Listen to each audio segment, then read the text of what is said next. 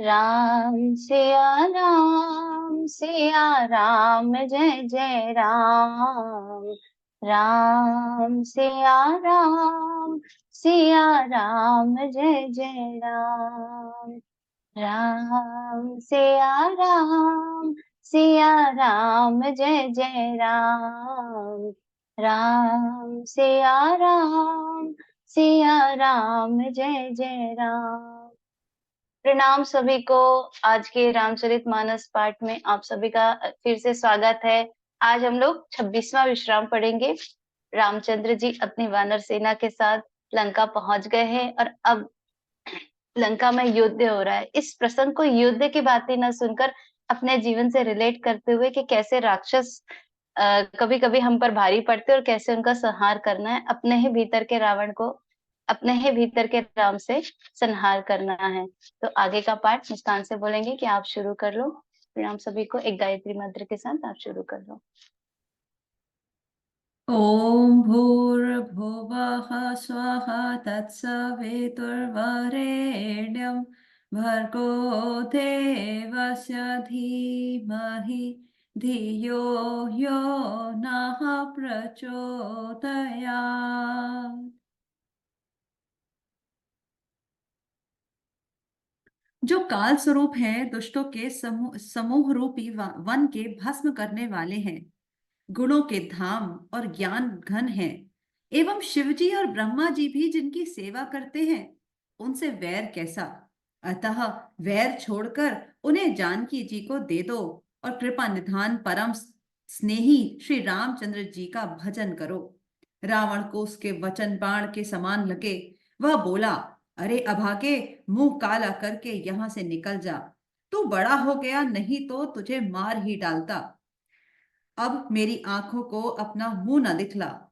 रावण के ये वचन सुनकर उसने अपने मन में ऐसा अनुमान किया कि इसे कृपा निधान श्री राम जी अब मारना ही चाहते हैं। वह रावण को दुर्वचन कहता हुआ उठकर चला गया।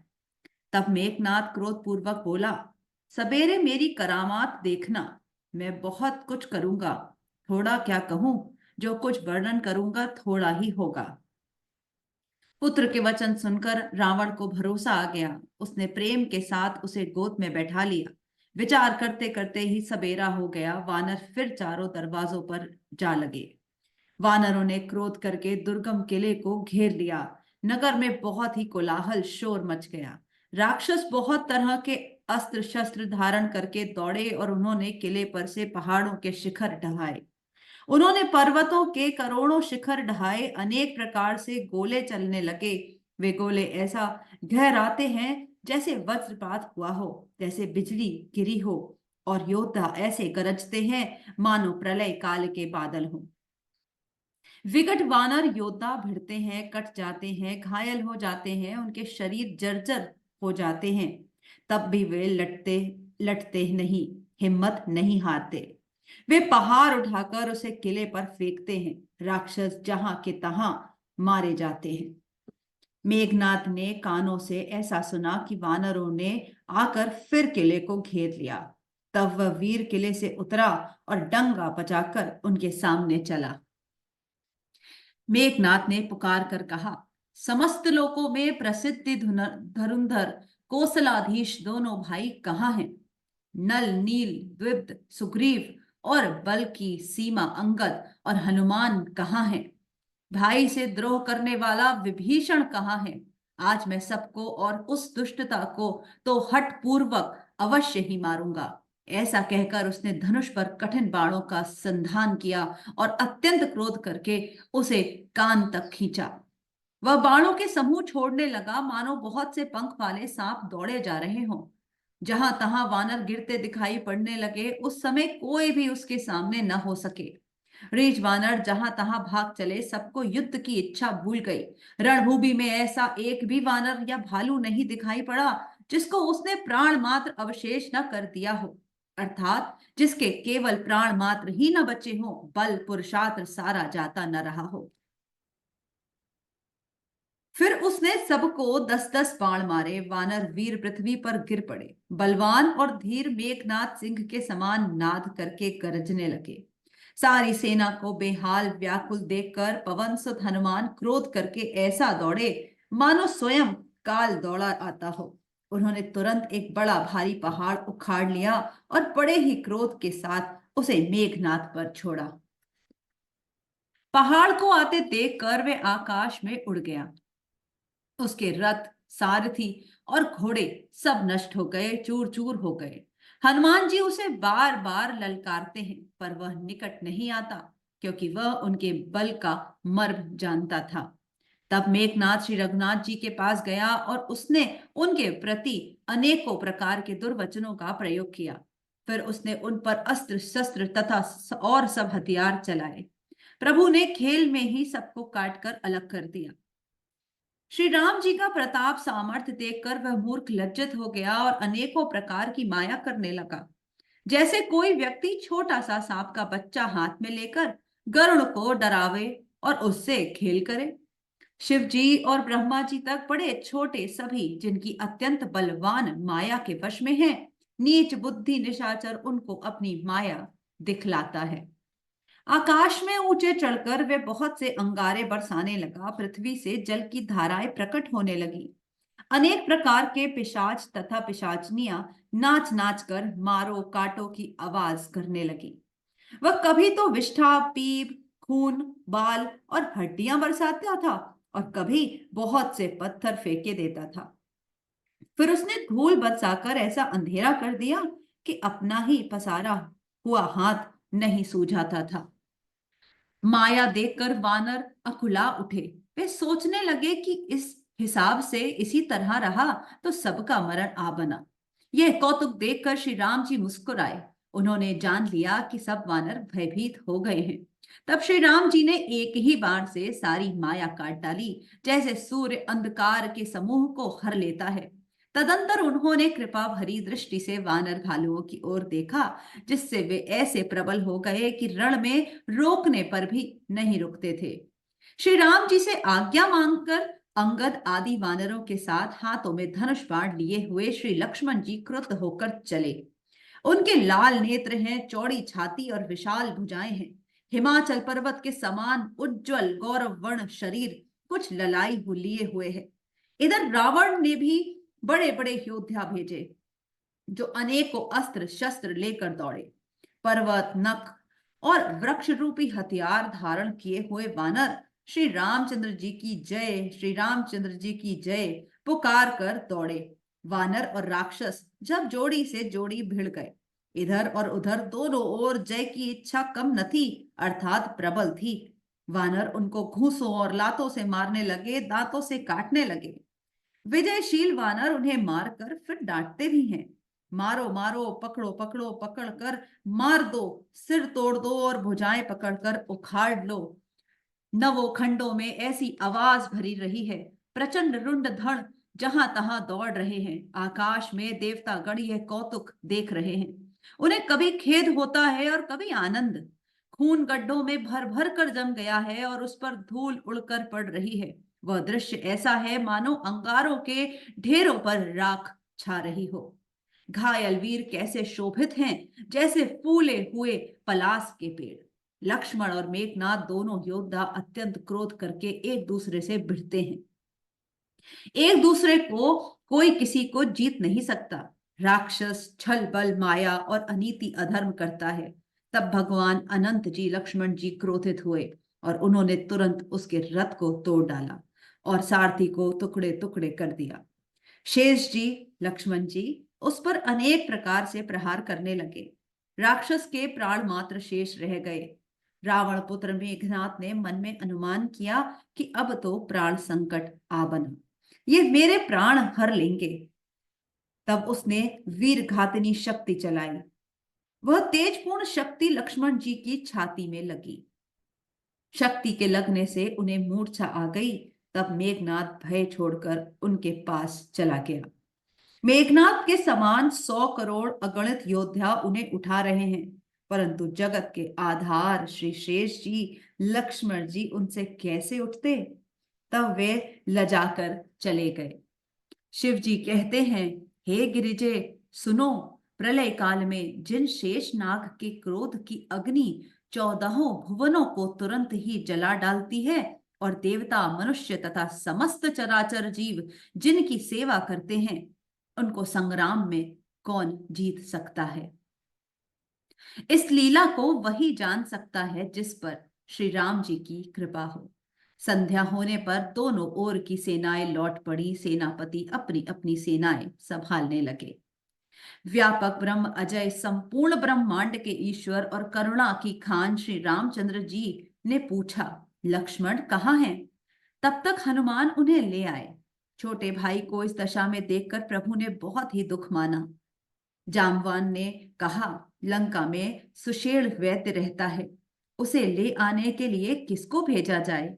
हनुमान जी छोटा रूप धरकर गए और सुषेण को उसके घर समेत तुरंत ही उठा लाए। सुषेण ने आकर श्री रामचंद्र जी के चरण वंदना की, पर सर नवाया।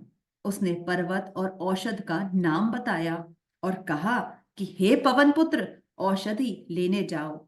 श्री रामचंद्र जी के चरण कमलों को हृदय में रखकर पवन पुत्र हनुमान जी अपना बल बखान कर, अर्थात मैं अभी लिए आता हूं, ये कहकर चले। उधर एक गुप्तचर ने रावण को इस रहस्य की खबर दी। तब रावण काल नेमी के घर गया।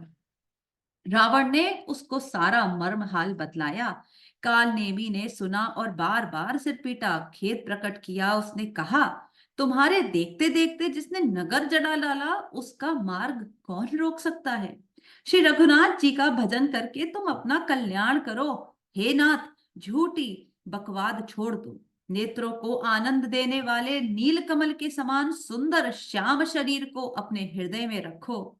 मैं तू भेदभाव और ममता रूपी मूढ़ता को त्याग दो। महामोह अज्ञान रूपी रात्रि में सो रहे हो, सो जाग उठो। जो काल रूपी सर्प का भी भक्षक है, कहीं स्वप्न में भी वह रण में जीत जा सकता है। उसकी ये बात सुनकर रावण बहुत ही क्रोधित हुआ। तब काल नेमी ने मन में विचार किया कि इसके हाथ से मरने की अपेक्षा श्री राम जी के दूत के हाथ से ही मरूं तो अच्छा। यह दुष्ट तो पाप समूह में रत है। वह मन ही मन ऐसा कहकर चला और उसने मार्ग में माया रची। तालाब, मंदिर और सुंदर बाग बनाया। हनुमान जी ने सुंदर आश्रम देखकर सोचा कि मुनि से पूछकर जल पी लूं, जिससे थकावट थोड़ी दूर हो जाए।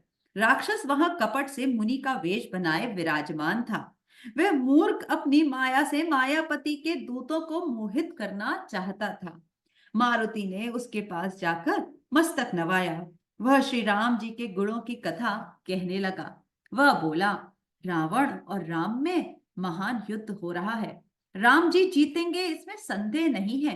हे भाई, मैं यहाँ रहता हुआ ही सब देख रहा हूं। मुझे ज्ञान दृष्टि का बहुत बड़ा बल है। हनुमान जी ने उससे जल मांगा तो उसने कमंडलू दे दिया। हनुमान जी ने कहा, थोड़े जल से मैं तृप्त नहीं होने का।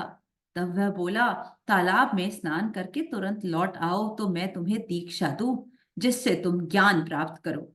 तालाब में प्रवेश करते ही एक मगरी ने अकुलाकर उसी समय हनुमान जी का पैर पकड़ लिया। हनुमान जी ने उसे मार डाला। तब वह दिव्य देह धारण करके विमान पर चढ़ आकाश को चली। उसने कहा, हे वानर, मैं तुम्हारे दर्शन से पाप रहित हो गई। हे तात, श्रेष्ठ मुनि का शाप मिट गया। हे कपि, यह मुनि नहीं है, घोर निशाचर है, मेरा वचन सत्य मानो। ऐसा कहकर जो ही वह अप्सरा गई, त्यों ही हनुमान जी निशाचर के पास गए। हनुमान जी ने कहा, हे मुनि, पहले गुरु दक्षिणा ले लीजिए, पीछे आप मुझे मंत्र दीजिएगा। हनुमान जी ने उसके सिर को पूंछ में लपेटकर उसे पछाड़ दिया। मरते समय उसने अपना राक्षसी शरीर प्रकट किया। उसने राम राम कहकर प्राण छोड़े। यह उसके मुंह से राम नाम का उच्चारण सुनकर हनुमान जी मन में हर्षित हो उठे। उन्होंने पर्वत को देखा पर औषध ना पहचान सके। तब हनुमान जी ने एकदम से पर्वत को ही उखाड़ दिया। पर्वत लेकर हनुमान जी रात ही में आकाश मार्ग से दौड़े चले और अयोध्यापुरी के ऊपर पहुंच गए। भरत जी ने आकाश में अत्यंत विशाल स्वरूप देखा। तब मन में अनुमान किया, ये कोई राक्षस है। उन्होंने कान तक धनुष को खींचकर बिना फल का एक बाण मारा। बाण लगते ही हनुमान जी राम राम रघुपति का उच्चारण करते हुए मूर्छित होकर पृथ्वी पर गिर पड़े। प्रिय वचन राम नाम सुनकर भरत जी उठकर दौड़े और बड़ी उतावली से हनुमान जी के पास आए। हनुमान जी को व्याकुल देखकर उन्होंने हृदय से लगा लिया। बहुत तरह से जगाया पर वे जागते न थे। तब भरत जी का मुख उदास हो गया। वे मन में बड़े दुखी हुए और नेत्रों में विषाद के आंसुओं का जल भरकर ये वचन बोले, जिस विधाता ने मुझे श्री राम से विमुख किया, उसी ने फिर ये भयानक दुख भी दिया। यदि मन वचन और शरीर से श्री राम जी के चरण कमलों में मेरा निष्कपट प्रेम हो और यदि श्री रघुनाथ जी मुझ पर प्रसन्न हो तो यह वानर थकावट और पीड़ा से रहित हो जाए। यह वचन सुनते ही कपिराज हनुमान जी कौशलपति श्री रामचंद्र जी की जय हो जय हो जय हो कहते हुए उठ बैठे। भरत जी ने वानर हनुमान जी को हृदय से लगा लिया। उनका शरीर पुलकित हो गया और नेत्रों में आनंद तथा प्रेम के आंसुओं का जल भर आया। रघुकुल तिलक श्री रामचंद्र जी का स्मरण करके भरत जी के हृदय में प्रीति समाती न थी। भरत जी बोले, हे तात, छोटे भाई लक्ष्मण तथा माता जानकी सहित सुख निधान श्री रामचंद्र जी कुशल कहो। वानर हनुमान जी ने संक्षेप में सब कथा कही। सुनकर भरत जी दुखी हुए और मन में पछताने लगे। हा देव, मैं जगत में क्यों जन्मा? प्रभु के एक भी काम न आया। फिर कुअवसर विपरीत समय जानकर मन में धीरज धरकर बलवीर भरत जी हनुमान जी से बोले, हे तात, तुमको जाने में देर होगी और सवेरे होते ही काम बिगड़ जाएगा। अतः तुम पर्वत सहित मेरे बाण पर चढ़ जाओ। मैं तुमको वहां भेज दूंगा जहां कृपा के धाम श्री राम जी हैं। भरत जी की ये बात सुनकर एक बार तो हनुमान जी के मन में अभिमान उत्पन्न हुआ कि मेरे बोझ से बाण कैसे चलेगा। किंतु फिर श्री रामचंद्र जी के प्रभाव का विचार करके वे भरत जी के चरणों की वंदना करके हाथ जोड़कर बोले, हे नाथ, हे प्रभु, मैं आपको प्रताप हृदय में रखकर तुरंत चला जाऊंगा। ऐसा कहकर आज्ञा पाकर और भरत जी के चरणों की वंदना करके हनुमान जी चले। भरत जी के बाहुबल, शील, सुंदर स्वभाव, गुण और प्रभु के चरणों में अपार प्रेम की मन ही मन बारंबार सराहना करते हुए मारुति श्री हनुमान जी चले जा रहे हैं। वहां लक्ष्मण जी को देखकर श्री राम जी साधारण मनुष्यों के अनुसार समान वचन बोले। आधी रात बीत चुकी, हनुमान नहीं आए। यह कहकर श्री राम जी ने छोटे भाई लक्ष्मण जी को उठाकर हृदय से लगा लिया और बोले, हे भाई, तुम मुझे कभी दुखी नहीं देख सकते थे।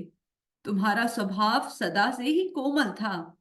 मेरे हित के लिए तुमने माता पिता को भी छोड़ दिया और वन में जाड़ा, गर्मी और हवा सब सहन किया। हे भाई, वह प्रेम अब कहाँ है? मेरे व्याकुलता पूर्ण वचन सुनकर उठते क्यों नहीं? यदि मैं जानता कि वन में भाई का विछोह होगा तो मैं पिता का वचन, जिसका मानना मेरे लिए परम कर्तव्य था, उसे भी न मानता। पुत्र, धन, स्त्री, घर और परिवार ये जगत में बार बार होते और जाते हैं, परंतु जगत में सहोदर भाई बार बार नहीं मिलता। हृदय में ऐसा विचार कर हे तात, जागो। जैसे पंख बिना पक्षी, मणि बिना सर्प, सूंड बिना श्रेष्ठ हाथी अत्यंत दीन हो जाते हैं। हे भाई, यदि कहीं जड़ देव मुझे जीवित रखे तो तुम्हारे बिना मेरा जीवन भी ऐसा ही होगा। स्त्री के लिए प्यारे भाई को खोकर मैं कौन सा मुंह लेकर अवध जाऊंगा। मैं जगत में बदनामी भले ही सह लेता कि राम में कुछ भी वीरता नहीं है जो स्त्री को खो बैठे। स्त्री की हानि से इस हानि को देखते कोई विशेष क्षति नहीं थी। अब तो हे पुत्र, मेरा निष्ठुर और कठोर हृदय ये अपयश और तुम्हारा शोक दोनों ही सहन करेगा। हे तात, तुम अपनी माता के एक ही पुत्र और उसके प्राणाधार हो। सब प्रकार से सुख देने वाले और परम हितकारी जानकर उन्होंने तुम्हें हाथ पकड़कर मुझे सौंपा था। मैं अब जाकर उन्हें क्या उत्तर दूंगा? हे भाई, तुम उठकर मुझे सिखाते समझाते क्यों नहीं? सोच से छुड़ाने वाले श्री राम जी बहुत प्रकार से सोच कर रहे हैं। उनके कमल की पंखुड़ी की समान नेत्रों से विषाद के आंसुओं का जल बह रहा है। शिव जी कहते हैं, हे उमा, श्री रघुनाथ जी एक अद्वितीय और अखंड वियोग रहित हैं।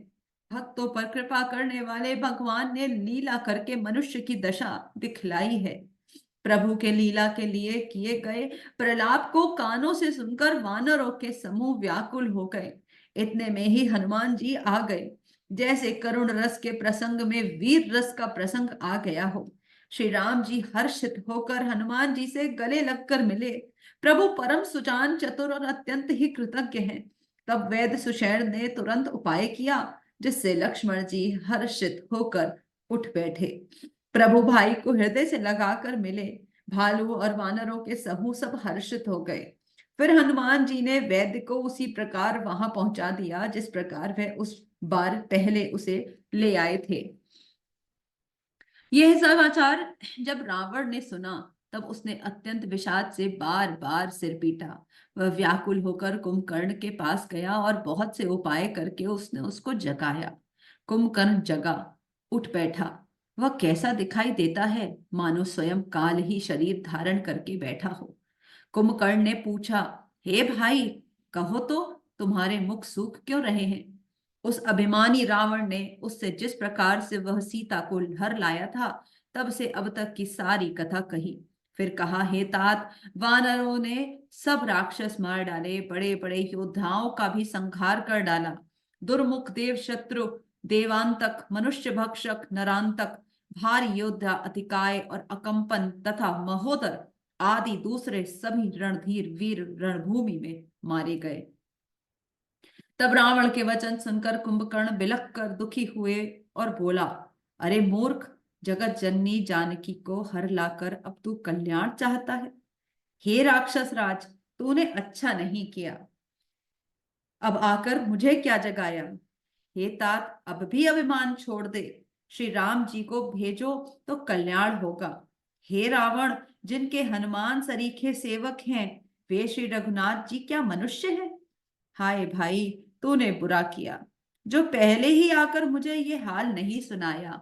हे स्वामी, तुमने उस परम देवता का विरोध किया जिसके शिव ब्रह्मा आदि देवता सेवक हैं। नारद मुनि ने मुझे जो ज्ञान कहा था, वह मैं तुझसे कहता हूं, पर अब तो समय जाता रहा। हे भाई, अब तो अंतिम बार अखबार भरकर मुझसे मिल ले। मैं जाकर अपने नेत्र सफल करो। तीनों तापों को छुड़वाने वाले श्याम शरीर कमल नेत्र श्री राम जी के जाकर दर्शन करो। श्री रामचंद्र जी के रूप और गुणों को स्मरण करके वह एक क्षण के लिए प्रेम में मग्न हो गया। फिर रावण ने करोड़ों घड़े मदिरा और अनेकों भैंसे मंगवाए। भैंसे खाकर और मदिरा पीकर वे वज्रघात बिजली गिरने के समान गर्जा। मद से चूर, रण के उत्साह से पूर्ण कुंभकर्ण किला छोड़कर चला। सेना भी साथ नहीं ली। उसे देखकर विभीषण आगे आए और उसके चरणों पर गिरकर अपना नाम सुनाया। छोटे भाई को उठाकर उसने हृदय से लगा लिया और श्री रघुनाथ जी का भक्त जानकर वे उसके मन को प्रिय लगे। विभीषण ने कहा, हे तात, परम हितकर सलाह एवं विचार कहने पर रावण ने मुझे लात मारी। उसी ग्लानि के मारे मैं श्री रघुनाथ जी के पास चला आया। दीन देखकर प्रभु ने मन को मैं बहुत प्रिय लगा। कुंभकर्ण ने कहा, हे पुत्र, सुन, रावण तो काल के वश हो गया है। उसके सिर पर मृत्यु नाच रही है। वह क्या अब उत्तम शिक्षा मान सकता है?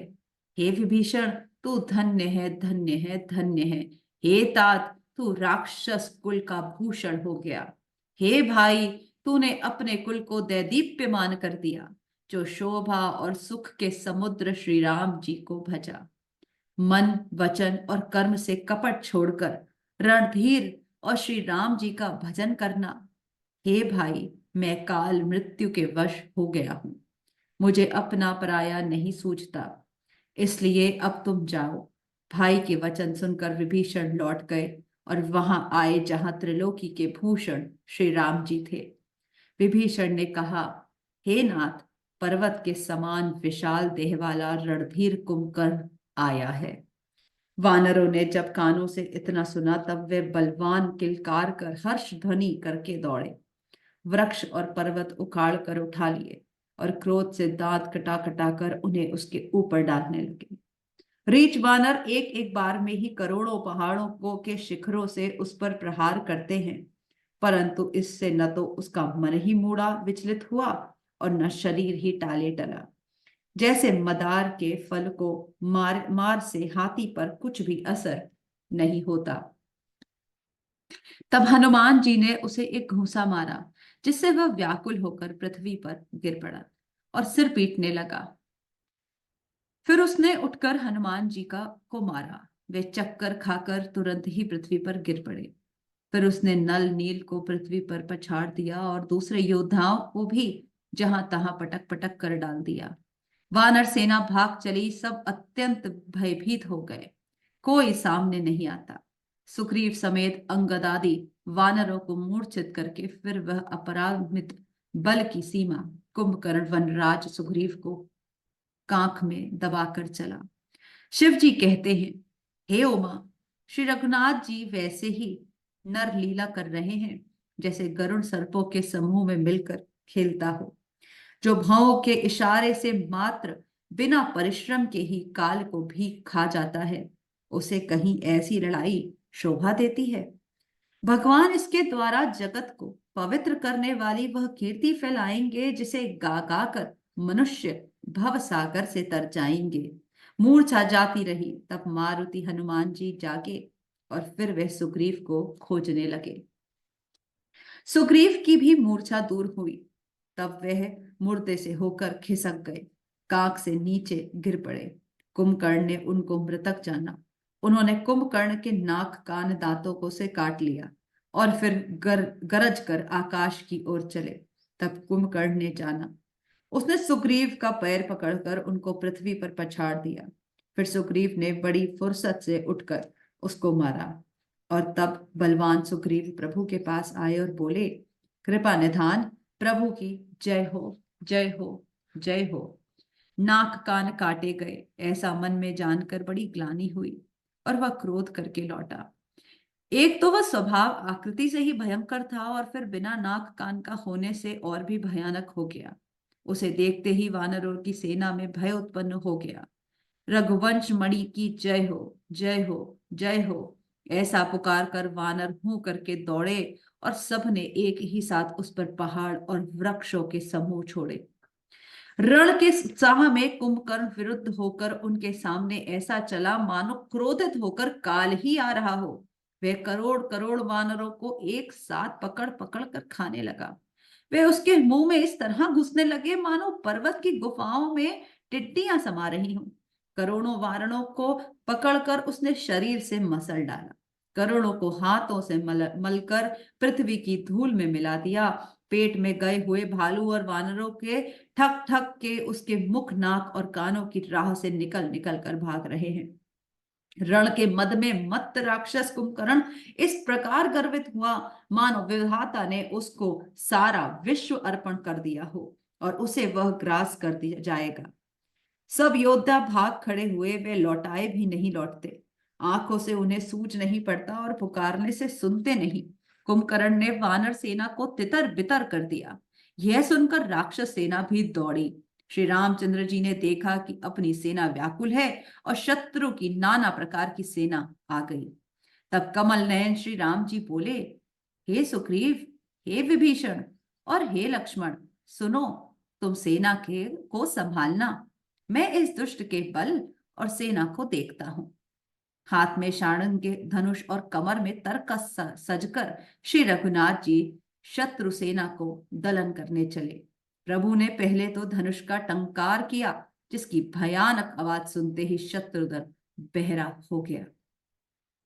फिर सत्य प्रतिज्ञ श्री राम जी ने 1,00,000 बाण छोड़े। वे ऐसे चले मानो पंख वाले काल सर्प चले हों। जहां तहां बहुत से बाण चले, जिनसे भयंकर राक्षस योद्धा कटने लगे। उनके चरण, छाती, सिर और भुजदंड कट रहे हैं। बहुत से वीरों के 100-100 टुकड़े हो जाते हैं, घायल चक्कर खाकर पृथ्वी पर पड़ जाते हैं। उत्तम योद्धा फिर संभल कर उठते और लड़ते हैं।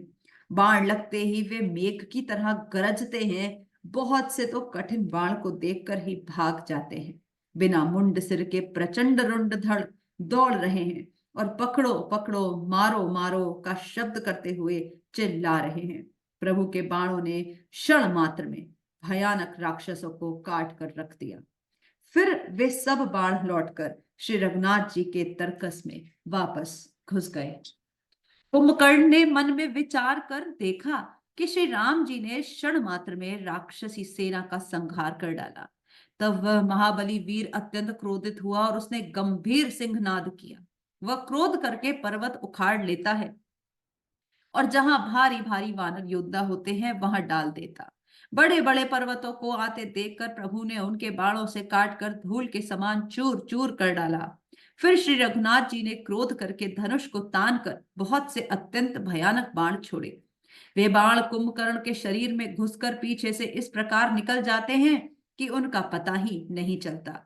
जैसे बिजलियां बादल में समा जाती हैं, उसके काले शरीर से रुधिर बहता हुआ ऐसी शोभा देता है मानो काजल के पर्वत से गेरू के पनाले बह रहे हों। ऐसे व्याकुल देखकर रीछ वानर दौड़े। वे ज्यों ही निकट आए त्यों ही वह हंसा और बड़ा घोर शब्द करके गरजा तथा करोड़ करोड़ वानरों को पकड़कर वह गरजा की तरह उन्हें पृथ्वी पर पटकने लगा और रावण की दुहाई मानो देने लगा। यह देखकर रीछ वानरों के झुंड ऐसे भागे जैसे भेड़ियों को देखकर भेड़ों के झुंड। शिव जी कहते हैं, हे भवानी, वानर भालू व्याकुल होकर आर्तवाणी से पुकारते हुए भाग चले। वे कहने लगे, यह राक्षस दुर्भिक्ष के समान है जो अब वानर कुल रूपी देश में पड़ना चाहता है। हे कृपा रूपी जल के धारण करने वाले मेघ रूप श्री राम, हे खर के शत्रु, हे शरणागत के दुख हरने वाले, रक्षा कीजिए रक्षा कीजिए। करुणा भरे वचन सुनते ही भगवान धनुष बाण सुधार कर चले। महाबलशाली श्री राम जी सेना को अपने पीछे कर लिया और वे अकेले क्रोध पूर्वक चले आगे बढ़े। उन्होंने धनुष को खींचकर 100 बाण संधान किए। बाण छूटे और उसके शरीर में समा गए। बाणों के लगते ही वह क्रोध में भरकर दौड़ा। उसके दौड़ने से पर्वत डगमगाने लगे और पृथ्वी मानो हिलने लगी। उसने एक पर्वत उखाड़ लिया। रघुकुल तिलक श्री राम जी उसकी वह एक भुजा काट दी। तब वह बाएं हाथ से पर्वत को लेकर दौड़ा। प्रभु ने उसकी वह भुजा भी काट कर पृथ्वी पर मानो गिरा दी। भुजाओं को के कट जाने पर वह दुष्ट कैसी शोभा पाने लगा, जैसे बिना पंख का मंदरा चल पहाड़ हो। उसने उग्र दृष्टि से प्रभु को देखा, मानो तीनों लोकों को निकल जाना चाहता हो। वह बड़े जोर से चिंगाड़ करके मुंह फैलाकर दौड़ा। आकाश में सिद्ध और देवता डरकर हा हा हा इस प्रकार पुकारने लगे। करुणा निधान भगवान ने देवताओं को भयभीत जाना। तब उन्होंने धनुष को कान तक तान कर राक्षस के मुख को बाणों के समूह से भर दिया। तो भी वह महाबली पृथ्वी पर न गिरा। मुख में बाण भरे हुए वह प्रभु के सामने दौड़ा, मानो काल रूपी सजीव तरकस ही आ रहा हो। तब प्रभु ने क्रोध करके तीक्ष्ण बाण लिया और उसके सिर को धड़ से अलग कर दिया। वह सिर रावण के आगे जा गिरा। उसे देखकर रावण ऐसा व्याकुल हुआ जैसे मणि के छूट जाने पर सर्प। कुंभकर्ण का प्रचंड धड़ दौड़ा जिससे पृथ्वी धसी जाती थी। तब प्रभु ने काट कर उसके 2 टुकड़े कर दिए। वानर भालू और निशाचरों के को अपने नीचे दबाते हुए वह दोनों टुकड़े पृथ्वी पर ऐसे पड़े जैसे आकाश से 2 पहाड़ गिरे हों। उसका तेज प्रभु श्री रामचंद्र जी के मुख में समा गया। यह देखकर देवता और मुनि सभी ने आश्चर्य माना। देवता नगाड़े बजाते हर्षित होते और स्तुति करते हुए बहुत से फूल बरसा रहे हैं। विनती करके सब देवता चले गए। उसी समय देवर्षि नारद आए। आकाश के ऊपर से उन्होंने श्री हरि के सुंदर वीर संयुक्त गुण समूह का गान किया जो प्रभु के मन को बहुत ही भाया। मुनि ने यह कहकर चले गए कि अब दुष्ट रावण को शीघ्र मारिए। श्री रामचंद्र जी रणभूमि में आकर अत्यंत सुशोभित हुए। अतुलनीय बल वाले कौशलपति श्री रघुनाथ जी रणभूमि में सुशोभित हैं। मुख पर पसीने की बूंदें हैं। कमल के समान नेत्र, कुछ लाल हो रहे हैं। शरीर पर रक्त के कण हैं। दोनों हाथों से धनुष बाण फिरा रहे हैं। चारों ओर रीछ वानर सुशोभित हैं। तुलसीदास जी कहते हैं कि प्रभु की इस छवि का वर्णन शेष जी भी नहीं कर सकते, जिनके बहुत से हजार मुख हैं। शिव जी कहते हैं, हे गिरिजय, कुंभकर्ण जो नीच राक्षस और पाप की खान था, उसे भी श्री राम जी ने अपना परम धाम दे दिया। अतः वे मनुष्य निश्चय ही मंद बुद्धि हैं, जो उन श्री राम जी को नहीं भजते। दिन का अंत होने पर दोनों सेनाएं लौट पड़ी। आज के युद्ध में योद्धाओं को बड़ी थकावट हुई, परंतु श्री राम जी की कृपा से वानर सेना का बल उसी प्रकार बढ़ गया जैसे घास पाकर अग्नि बहुत बढ़ जाती है। उधर राक्षस दिन रात इस प्रकार घटते जा रहे हैं, जिस प्रकार अपने ही मुख से कहने पर पुण्य घट जाते हैं। रावण बहुत विलाप कर रहा है। बार बार भाई कुंभकर्ण का सिर कलेजे से लगाता है। स्त्रियां उसके बड़े भारी तेज और बल को बखान करके हाथों से छाती पीट पीट कर रो रही हैं। उसी समय मेघनाथ आया और उसने बहुत सी कथाएं कहकर पिता को समझाया और कहा, कल मेरा पुरुषार्थ देखिएगा। अभी बहुत बड़ाई क्या करूं हे तात। मैं अपने इष्ट देव जो बल और रथ पाया था, वह बल और रथ अब तक आपको नहीं दिखलाया था। इस प्रकार डींग मारते हुए सवेरा हो गया। लंका के चारों दरवाजों पर बहुत से वानर आ डटे। इधर काल के समान वीर वानर भालू हैं और उधर अत्यंत रणधीर राक्षस। दोनों ओर के योद्धा अपनी अपनी जय के लिए लड़ रहे हैं। हे गरुण, उनके युद्ध का वर्णन नहीं किया जा सकता। मेघनाथ उसी पूर्वोक्त मायामय रथ पर चढ़कर आकाश में चला गया और अट्ठाहास करके गरजा, जिससे वानरों की सेना में भय छा गया। वह शक्तिशूल तलवार, कृपाण आदि अस्त्र शस्त्र एवं वज्र आदि बहुत से आयुध चलाने तथा फरसे, परदी, पत्थर आदि डालने और बहुत से बाणों की वृष्टि करने लगा। आकाश में दशों दिशाओं में बाण छा गए, मानो मघा नक्षत्र के बादलों ने छड़ी लगा दी हो। पकड़ो पकड़ो मारो, यह शब्द कानों से सुनाई पड़ते हैं, पर जो मार रहा है उसे कोई नहीं जान पाता।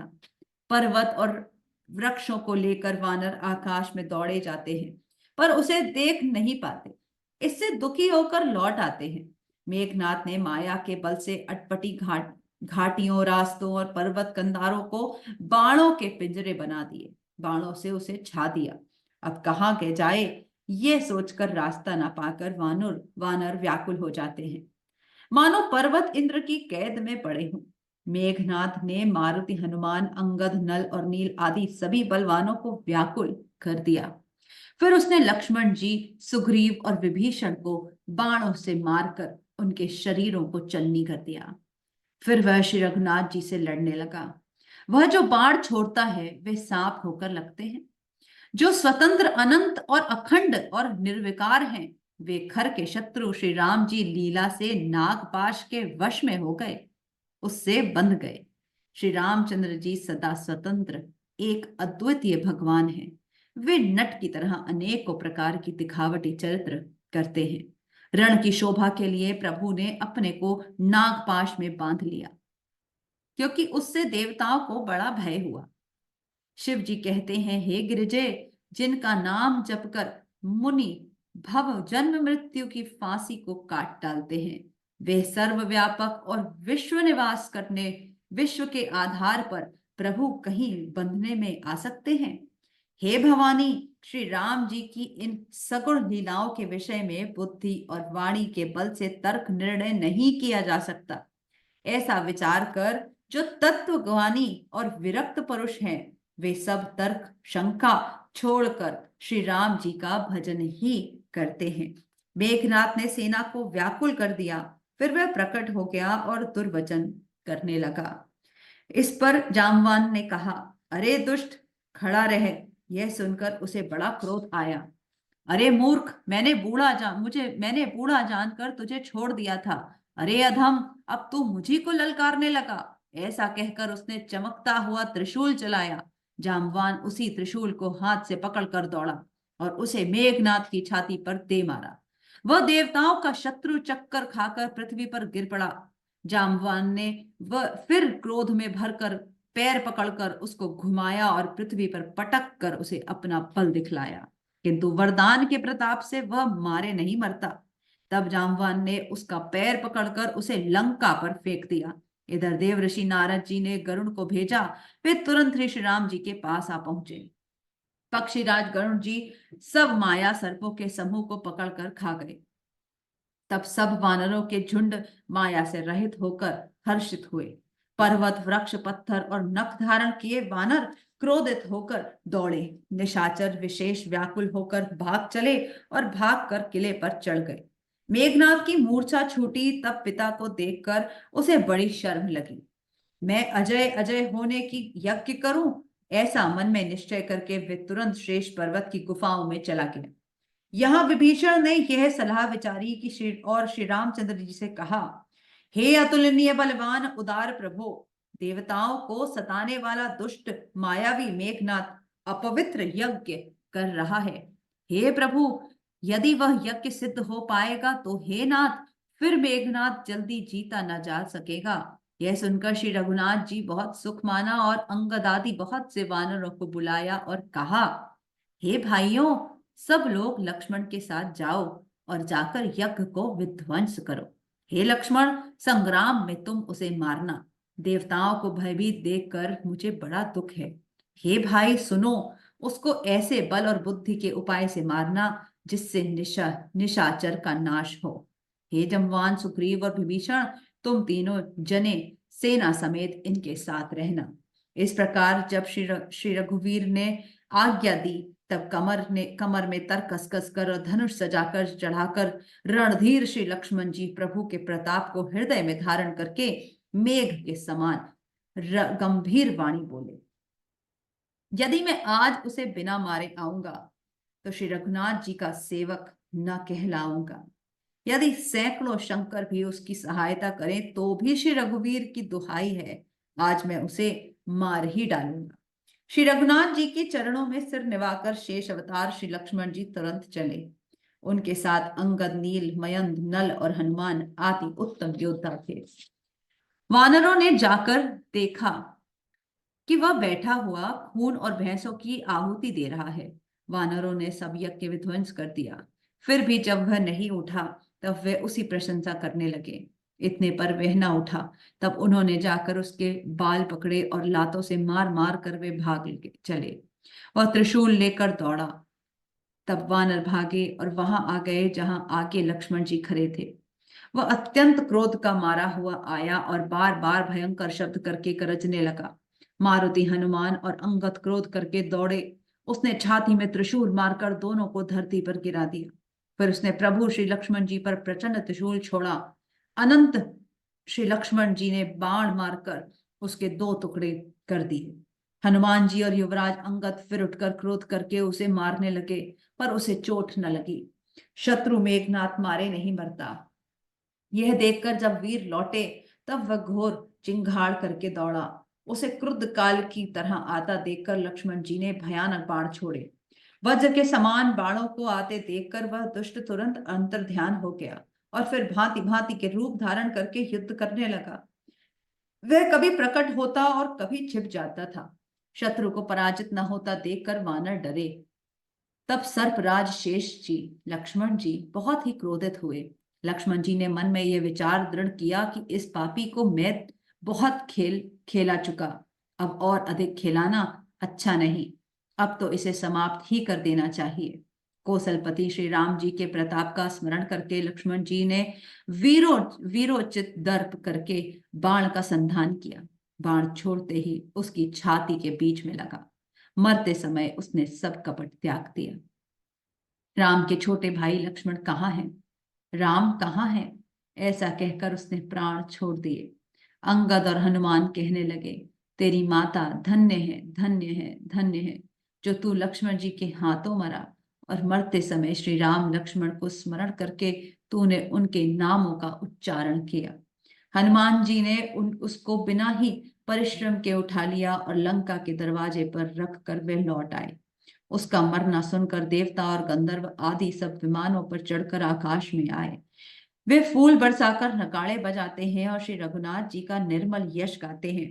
हे अनंत आपकी जय हो, हे जगतधार आपकी जय हो, हे प्रभु आपने सब देवताओं का उद्धार किया। देवता और सिद्ध स्तुति करके चले गए। तब लक्ष्मण जी कृपा के समुद्र श्री राम जी के पास आए। रावण ने ज्यों ही पुत्र वध का समाचार सुना त्यों ही वह मूर्छित होकर पृथ्वी पर गिर पड़ा। मंदोदरी छाती पीट पीट कर और बहुत प्रकार से पुकार पुकार कर बड़ा भारी विलाप करने लगी। नगर के सब लोग शोक से व्याकुल हो गए। सभी रावण को नीच कहने लगे। तब रावण ने सब स्त्रियों को अनेकों प्रकार से समझाया कि समस्त जगत का यह दृश्य रूप नाशवान है और हृदय में विचार कर देखो। रावण ने उनको ज्ञान का उपदेश दिया। वह स्वयं तो नीच है और उसकी कथा बातें शुभ और पवित्र हैं।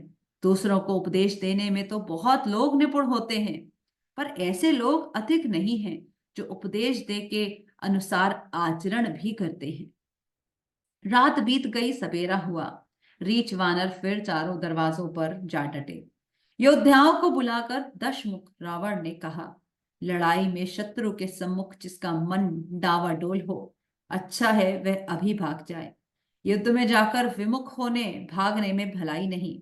मैंने अपनी भुजाओं के बल पर वैर बढ़ाया है। मैंने अपनी भुजाओं के बल पर वैर बढ़ाया है। जो शत्रु चढ़ आया है उसको मैं अपने ही उत्तर दे लूंगा। ऐसा कहकर उसने पवन के समान तेज चलने वाला रथ सजाया। सारे जुझाऊ लड़ाई के बाजे बजने लगे। सब अतुलनीय बलवान वीर ऐसे चले मानो काजल की आंधी चली हो। उस समय असंख्य अशकुन होने लगे, पर अपनी भुजाओं के बल का बड़ा गर्व होने से रावण उन्हें गिनता नहीं है। अत्यंत गर्व के कारण वह शकुन अशकुन का विचार नहीं करता। हथियार हाथों से गिर रहे हैं, योद्धा रथ से गिर पड़ते हैं, घोड़े हाथी साथ छोड़कर चिंघाड़ते हुए भाग जाते हैं। सियार गिद्ध कोय और गधे शब्द कर रहे हैं। बहुत अधिक कुत्ते बोल रहे हैं। उल्लू ऐसे अत्यंत भयानक शब्द कर रहे हैं मानो काल के दूत हों, मृत्यु का संदेशा सुना रहे हों। राम सिया राम जय जय राम। सिया राम जय जय राम। जो जीवों के द्रोह में रत है, मोह के वश हो रहा है, राम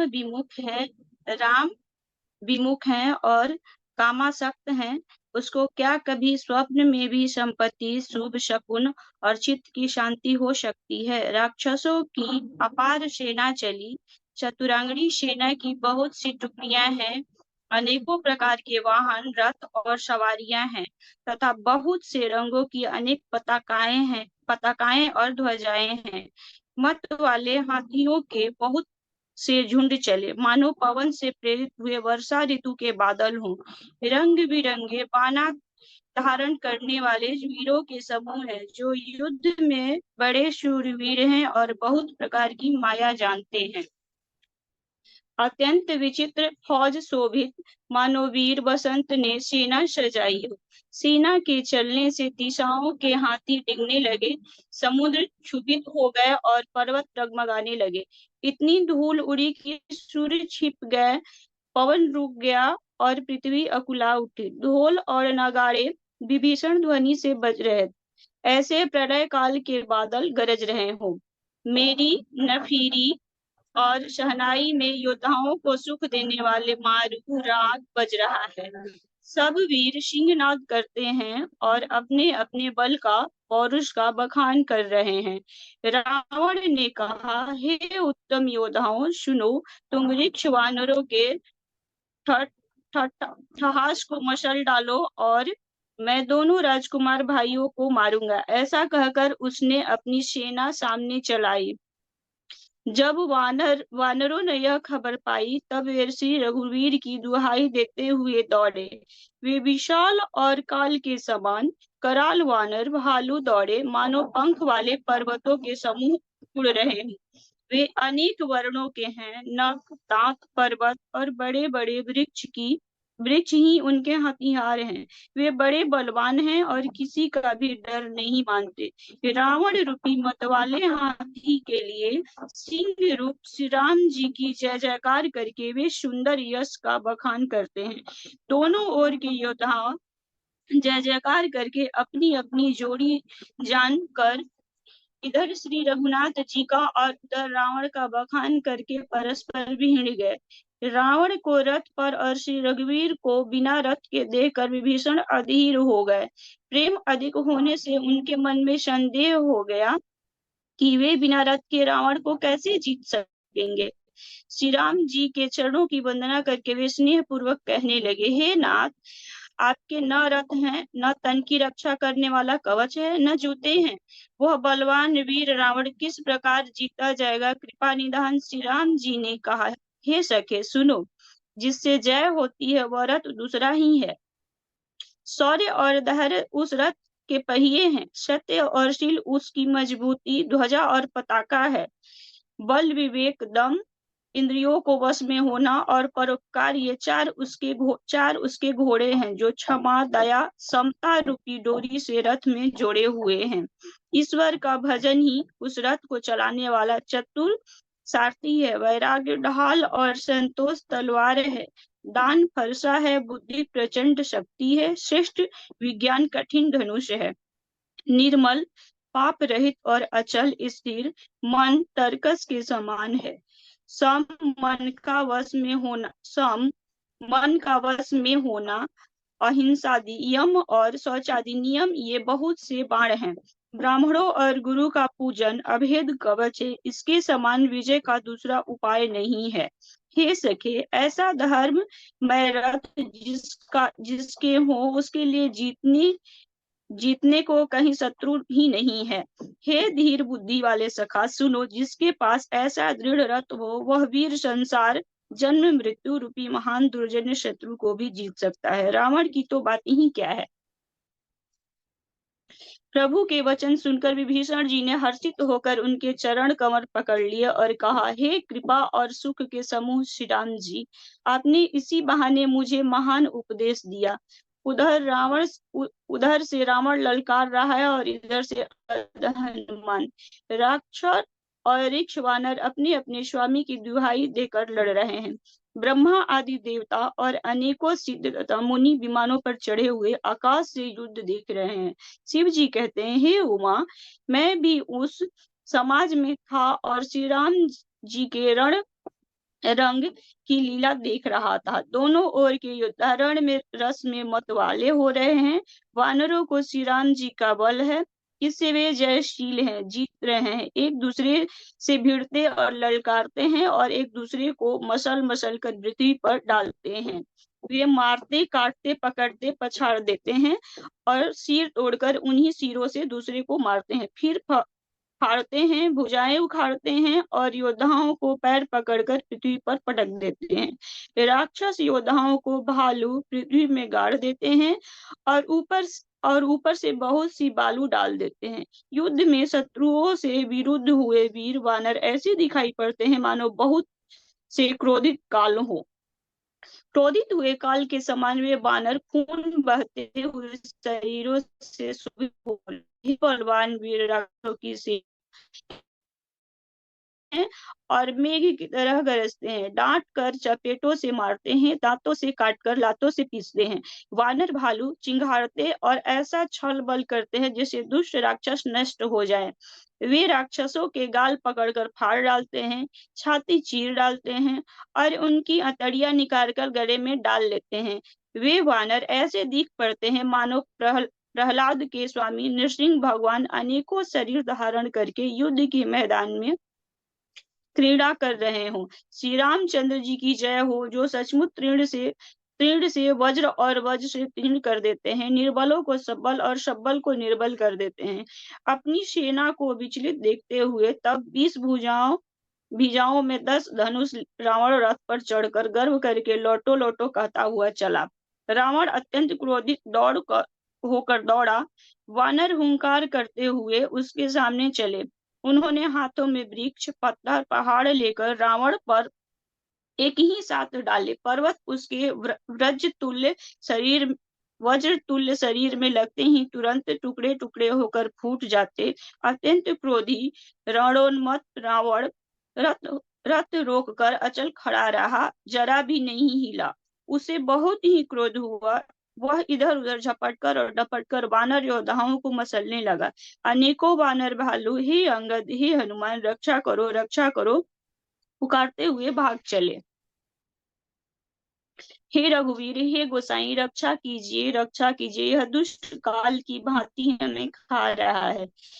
उसने देखा कि सब वानर भाग छूटे, 10 धनुषों पर बाण संधान किए। उसने धनुष पर संधान करके बाणों के समूह छोड़े। वे बाण सर्प की तरह उड़ उड़ कर जा लगते। पृथ्वी, आकाश और दिशा विदिशा सर्वत्र बाण भर रहे हैं। वानर भागे तो कहाँ, अत्यंत कोलाहल मच गया। वानर भालुओं की सेना व्याकुल होकर आर्त पुकारने लगी। हे रघुवीर, हे करुणा के सागर, हे पीड़ितों के बंधु, हे सेवकों की रक्षा करके उनके दुख हरने वाले हरि, अपनी सेना को व्याकुल देखकर कमर में तरकस कसकर और हाथ में धनुष लेकर श्री रघुनाथ जी के चरणों पर मस्तक नवाकर लक्ष्मण जी क्रोधित होकर चले। लक्ष्मण जी ने पास जाकर कहा, अरे दुष्ट, वानर भालुओं को क्या मार रहा है? मुझे देख, मैं तेरा काल हूँ। रावण ने कहा, अरे मेरे पुत्र के घातक, मैं तुझी को ढूंढ रहा था। आज तुझे मारकर अपनी छाती ठंडी करूंगा। ऐसा कहकर उसने प्रचंड बाण छोड़े। लक्ष्मण जी ने सबके सैकड़ों टुकड़े कर डाले। रावण ने करोड़ों अस्त्र शस्त्र चलाए। लक्ष्मण जी ने उनको तिलक के बराबर करके काट डाला। फिर अपने बाणों से प्रहार किया और रथ को तोड़कर सारथी को मार डाला। दसों मस्तकों में से 100 बाण मारे। दसों मस्तकों में 100 बाण मारे। फिर वे सिर ऐसे पैट गए मानो पहाड़ के शिखर में सर्प प्रवेश कर रहे हो। फिर 100 बाण उसकी छाती में मारे। वह पृथ्वी पर गिर पड़ा, उसे कुछ भी होश न रहा। फिर मूर्छा छूटने पर वह प्रबल रावण और उसने वह शक्ति चलाई जो ब्रह्मा जी ने उसे दी। वह ब्रह्मा की दी हुई प्रचंड शक्ति लक्ष्मण जी की ठीक छाती में लगी। वीर लक्ष्मण जी व्याकुल होकर गिर पड़े। तब रावण उन्हें उठाने लगा, पर उसके अतुलित बल की महिमा यूं ही रह गई, व्यर्थ हो गई। वह उन्हें उठा न सका। जिनके एक ही सिर पर ब्रह्मांड रूपी भवन धूल के एक कण के समान विराजता है, उन्हें मूर्ख रावण उठाना चाहता है। वह तीनों भुवनों के स्वामी लक्ष्मण जी को नहीं जानता। यह देखकर पवन पुत्र हनुमान जी कठोर वचन बोलते हुए दौड़े। हनुमान जी के आते ही रावण उन पर अत्यंत भयंकर गुस्से का प्रहार किया। हनुमान जी घुटने टेक कर रह गए, पृथ्वी पर गिरे नहीं, और फिर क्रोध से भरे हुए संभल कर उठे। हनुमान जी ने रावण को एक घुस्सा मारा। वह ऐसा गिर पड़ा जैसे वज्र की मार से पर्वत गिरा हो। मूर्छा भंग होने पर फिर वह जगा और हनुमान जी के बड़े भारी बल को सराहने लगा। हनुमान जी ने कहा, मेरे पौरुष को धिक्कार है और मुझे भी धिक्कार है जो यह देवद्रोही तू अब भी जीता रहा है। ऐसा कहकर और लक्ष्मण जी को उठाकर हनुमान जी श्री रघुनाथ जी के पास ले गए। यह देखकर रावण को आश्चर्य हुआ। श्री रघुवीर ने कहा, हे भाई, हृदय में समझो, तुम काल के भी रक्षक और देवताओं के रक्षक हो। ये वचन सुनते ही कृपालु लक्ष्मण जी उठ बैठे। वह कराल शक्ति आकाश को चली गई। लक्ष्मण जी फिर धनुष बाण को लेकर दौड़े और बड़ी शीघ्रता से शत्रु के सामने आ पहुंचे। फिर उन्होंने बड़ी ही शीघ्रता से रावण के रथ को चूर चूर कर और सारथी को मारकर उसे व्याकुल कर दिया। 100 बाणों से उसका हृदय भेद दिया, जिससे रावण अत्यंत व्याकुल होकर पृथ्वी पर गिरा। तब दूसरा सारथी उससे रथ में डालकर तुरंत ही लंका ले गया। प्रताप के समूह और श्री रघुवीर के भाई लक्ष्मण जी ने फिर आकर प्रभु के चरणों में प्रणाम किया। वहां लंका में रावण मूर्छा से जाग कर कुछ यज्ञ करने लगा। वह मूर्ख और अत्यंत अज्ञानी हठ व श्री रघुनाथ जी से विरोध करके विजय चाहता है। यह विभीषण जी ने सब खबर पाई और तुरंत जाकर श्री रघुनाथ जी को कह सुनाया, हे नाथ, रावण एक यज्ञ कर रहा है, उसके सिद्ध होने पर अभागा सहज ही नहीं मारा जाएगा। हे नाथ, तुरंत वानर योद्धाओं को भेजिए जो यज्ञ का विध्वंस करे, जिससे रावण युद्ध में आवे। प्रातः काल होते ही प्रभु ने वीर योद्धाओं को भेजा। हनुमान और अंगद आदि सब प्रधान वीर दौड़े। वानर खेलने से ही कूद कूद कर लंका वानर खेल से ही कूद कूद कर लंका पर जा चढ़े और निर्भय रावण के महलों में जा घुसे। ज्यों ही उसको यज्ञ करते देखा, त्यों ही सब वानरों को बहुत क्रोध हुआ। अरे ओ निर्लज, रश्मि से घर भाग आया और यहाँ आकर बगुले सा ध्यान कर लगा कर बैठा है। ऐसा कहकर अंगद ने लात मारी, पर उसे इसकी ओर देखा भी नहीं। उस दुष्ट का मन स्वार्थ में अनुरक्त था। तब जब उसने नहीं देखा, तब वानर क्रोध करके उसे दांतों से पकड़कर काटने लगे, लातों से मारने लगे। स्त्रियों को बाल पकड़कर घर से बाहर घसीट दीन होकर पुकारने लगे। तब रावण काल के समान क्रोधित हो उठा और वानरों को पैर पकड़कर पटकने लगा। इसी बीच में वानरों ने यज्ञ विध्वंस कर डाला। यह देखकर वह मन में हारने लगा, निराश होने लगा। यज्ञ विध्वंस करके सब चतुर वानर रघुनाथ जी के पास आए। तब रावण जी ने आशा छोड़कर क्रोधित हो चला। चलते समय अत्यंत भयंकर अमंगल होने लगे। गिद्ध उड़ उड़कर उसके सिर पर बैठने लगे, किंतु वह काल के वश था, इससे किसी भी अपशगुन को नहीं मानता था। उसने कहा, युद्ध का डंका बजाओ। निशाचरों की अपार सेना चली। उसमें बहुत से हाथी, रथ, घुड़सवार और पैदल हैं। वे दुष्ट प्रभु के सामने कैसे दौड़े, जैसे पतंगों के समूह अग्नि की ओर जलने के लिए दौड़ते हैं। इधर देवताओं ने स्तुति की कि हे श्री राम जी, इसने हमको दारुण दुख दिए हैं। अब आप इसे न खिलाइए। जानकी जी बहुत ही दुखी हो रही हैं। देवताओं के वचन सुनकर प्रभु मुस्कुराए। फिर श्री रघुवीर जी ने उठकर बाण सुधारे। मस्तक पर जटाओं के जुड़े को कसकर बांधे हुए उसके बीच बीच में पुष्प गुथे हुए शोभित हो रहे हैं। लाल नेत्र और मेघ के समान श्याम शरीर वाले और संपूर्ण लोगों के नेत्रों को आनंद देने वाले हैं। प्रभु ने कमर में फेंटा तथा तरकस कस लिया और हाथ में कठोर सारंग धनुष ले लिया। प्रभु ने हाथ में सारंग धनुष लेकर कमर में बाणों की खान सुंदर तरकस कस लिया। उनके भुजदंड पुष्ट हैं और मनोहर चौड़ी छाती ब्राह्मण के चरण का चिन्ह शोभित है। तुलसीदास जी कहते हैं, जो ही प्रभु धनुष बाण हाथ में लेकर फिराने लगे, त्यों ही ब्रह्मांड दिशाओं के हाथी, कच्छप, शेष जी, पृथ्वी पर समुद्र और पर्वत सभी डगमगा उठे। भगवान की शोभा देखकर देवता हर्षित होकर फूलों की अपार वर्षा करने लगे और शोभा, शक्ति और गुणों के धाम, करुणा निधान प्रभु की जय हो, जय हो, जय हो, ऐसा पुकारने लगे। इसी बीच में निशाचरों की अत्यंत घनी सेना कसमसाती हुई आपस में टकराती हुई आई। उसे देखकर वानर योद्धा इस प्रकार सामने चले, जैसे प्रलय काल के बादलों के समूह हो।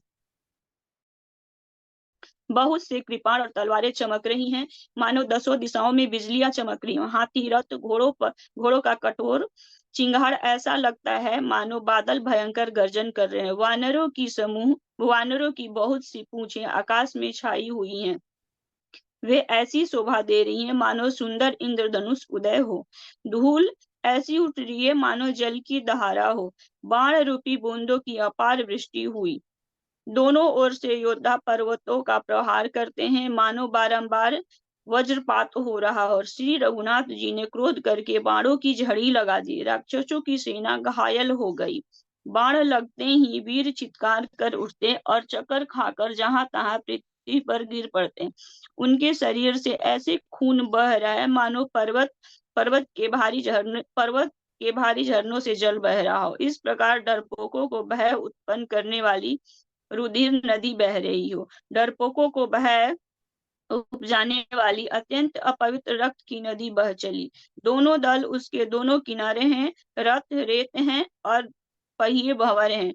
वह नदी बहुत भयावनी बह रही है। हाथी, पैदल, घोड़े, गधे तथा अनेक सवारियां ही हैं, जिनकी गिनती कौन करे। नदी के जल जंतु हैं, बाण शक्ति और तोमर सर्प हैं, धनुष तरंगे हैं और ढाल बहुत से कछुए हैं। वीर पृथ्वी पर इस तरह गिर रहे हैं मानो नदी किनारे के वृक्ष ढह रहे हो, बहुत सी मज्जा बह रही है। वही फेन है डरपोक, जहां इसे देखकर डरते हैं, वहां उत्तम योद्धाओं के मन में सुख होता है। भूत पिचास और बैताल, बड़े बड़े झोंटों वाले महान भयंकर झोटिंग और प्रमथ उस नदी में स्नान करते हैं। कौवे और चील भुजाएं लेकर उड़ते हैं और एक दूसरे से छीन कर खा रहे हैं। एक कोई कहते हैं, अरे मूर्ख, ऐसी सस्ती है फिर भी तुम्हारी दरिद्रता नहीं जाती। घायल योद्धा तट पर पड़े करा रहे हैं, मानो जहां तहां अर्ध जल। वे व्यक्ति जो मरने के समय आधे जल में रखे जाते हैं पड़े हों। गिद्ध आते खींच रहे हैं, मानो मछली मार नदी तट से चित्त लगाए हुए ध्यानस्थ होकर बंसी खेल रहे हों। बंसी से मछली पकड़ रहे हो। बहुत से योद्धा बहे जा रहे हैं और पक्षी उन पर चढ़े चले जा रहे हैं, मानो वे नदी में नावरी खेल रहे हों। योगिनियां खप्परों में भर भर कर खून जमा रही हैं। भूत पिचासनियों की स्त्रियां आकाश में नाच रही हैं। चामुंडाए योद्धाओं की खोपड़ियों का करताल बजा रही हों और नाना प्रकार से गा रही हों। गिदड़ों के समूह कट कट कर शब्द करते हुए मुर्दों को काटते खाते हुआ हुआ करते और पेट भर जाने पर एक दूसरे को डांटते। करोड़ों धड़ बिना सिर के घूम रहे और सिर पृथ्वी पर पड़े जय जय बोल रहे हैं। मुंड जय जय बोलते हैं और प्रचंड रुंड बिना सिर के दौड़ते हैं। पक्षी खोपड़ियों में उलझ कर परस्पर लड़ते हैं, मरते हैं। उत्तम योद्धा दूसरे योद्धाओं को ढहा रहे हैं। श्री रामचंद्र जी के बल से दर्पित हुए वानर राक्षसों के झुंड डालते हैं।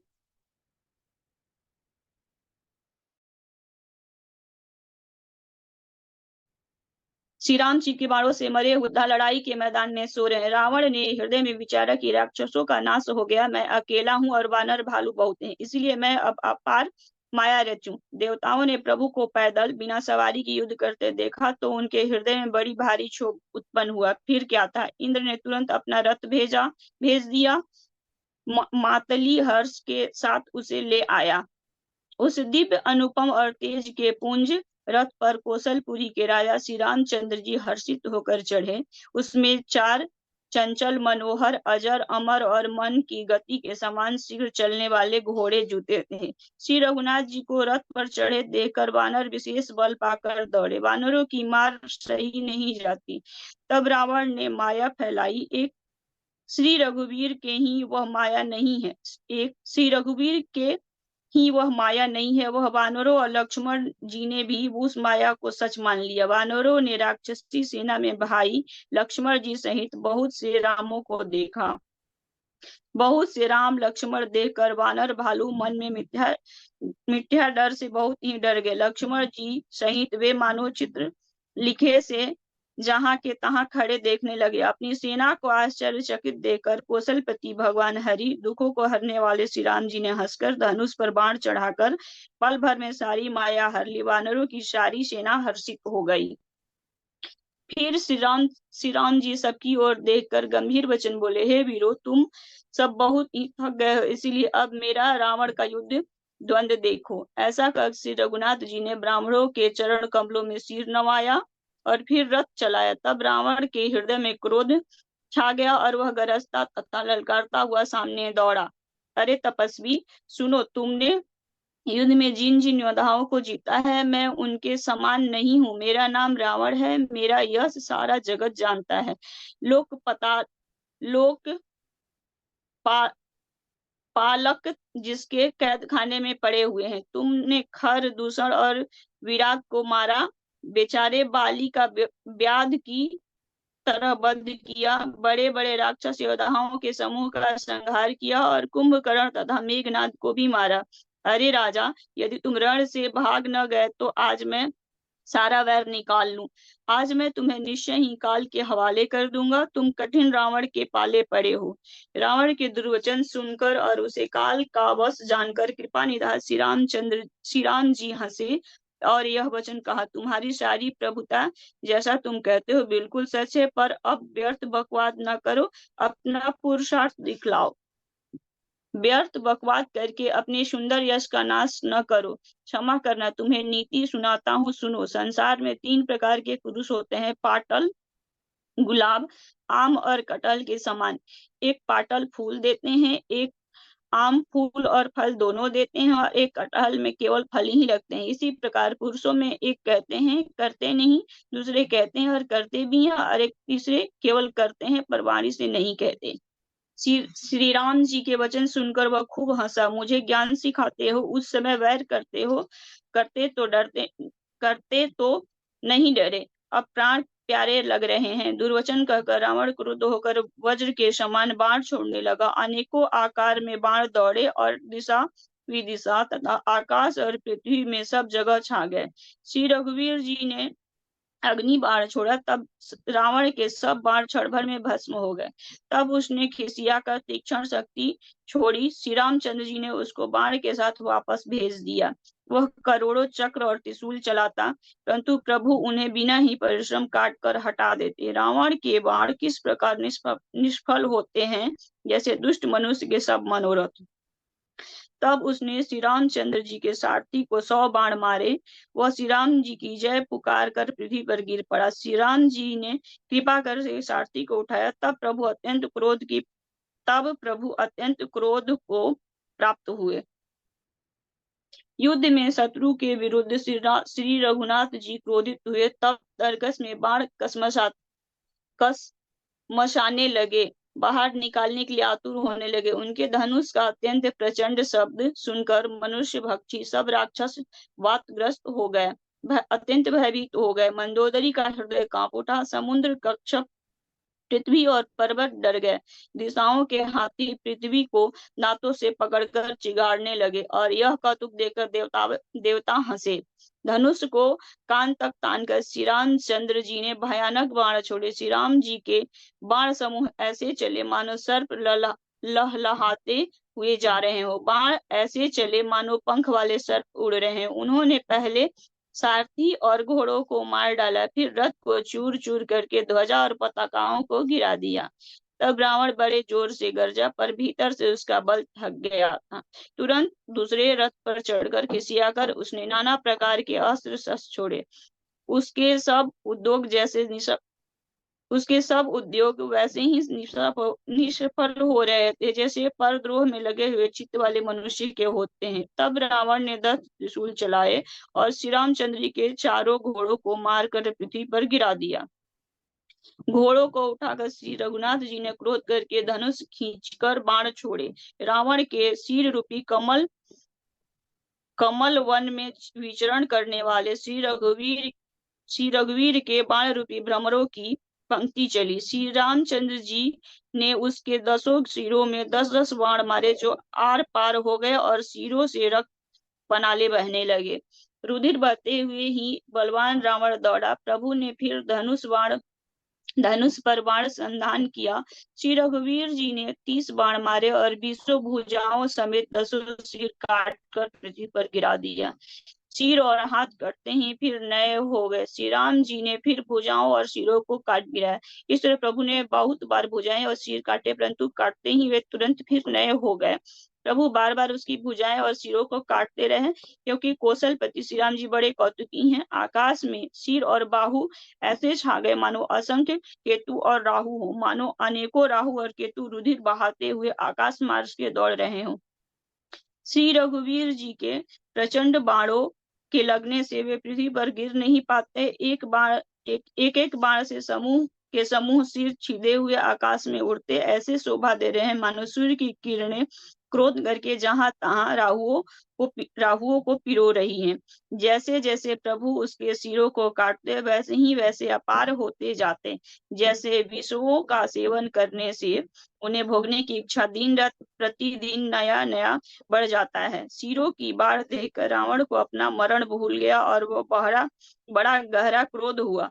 वह महान अभिमानी मूर्ख गर्जा और 10 भुजाओं को तानकर 10 धनुषों को तानकर रणभूमि में रावण ने क्रोध किया और बाण बरसाकर श्री रघुनाथ जी के रथ को ढाक दिया। एक दंड तक रथ दिखलाई न पड़ा, मानो कोहरे में सूर्य छिप गया हो। जब देवताओं ने हाहाकार किया, तब प्रभु ने क्रोध करके धनुष उठाया और शत्रु के बाणों को काटकर उन्होंने शत्रु के सिर काटे और उनसे दिशा विदिशा आकाश और पृथ्वी सबको पाट दिया।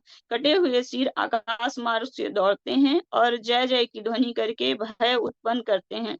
लक्ष्मण और वनराज सुग्रीव कहाँ है? कौशलपति रघुवीर कहाँ है? राम कहाँ है? यह कहकर सिरों के समूह दौड़े, उन्हें देखकर वानर भाग चले। तब धनुष संधान करके रघुकुल मणि श्री राम जी ने हंसकर बाणों से उन सिरों को भली भांति बेध डाला। हाथों में मुंडों की मालाएं लेकर बहुत सी कलिकाएं झुंड की झुंड मिलकर इकट्ठी हुई और वे रुधिर की नदी में स्नान करने लगी, मानो संग्राम रूपी वट वृक्ष की पूजा करने जा रही हूँ। फिर रावण ने क्रोधित होकर प्रचंड शक्ति छोड़ी। वह विभीषण के सामने ऐसी चली जैसे काल का दंड हो। अत्यंत भयानक शक्ति को आती देखकर और यह विचार कर कि मेरा प्राण शरणागत के दुख का नाश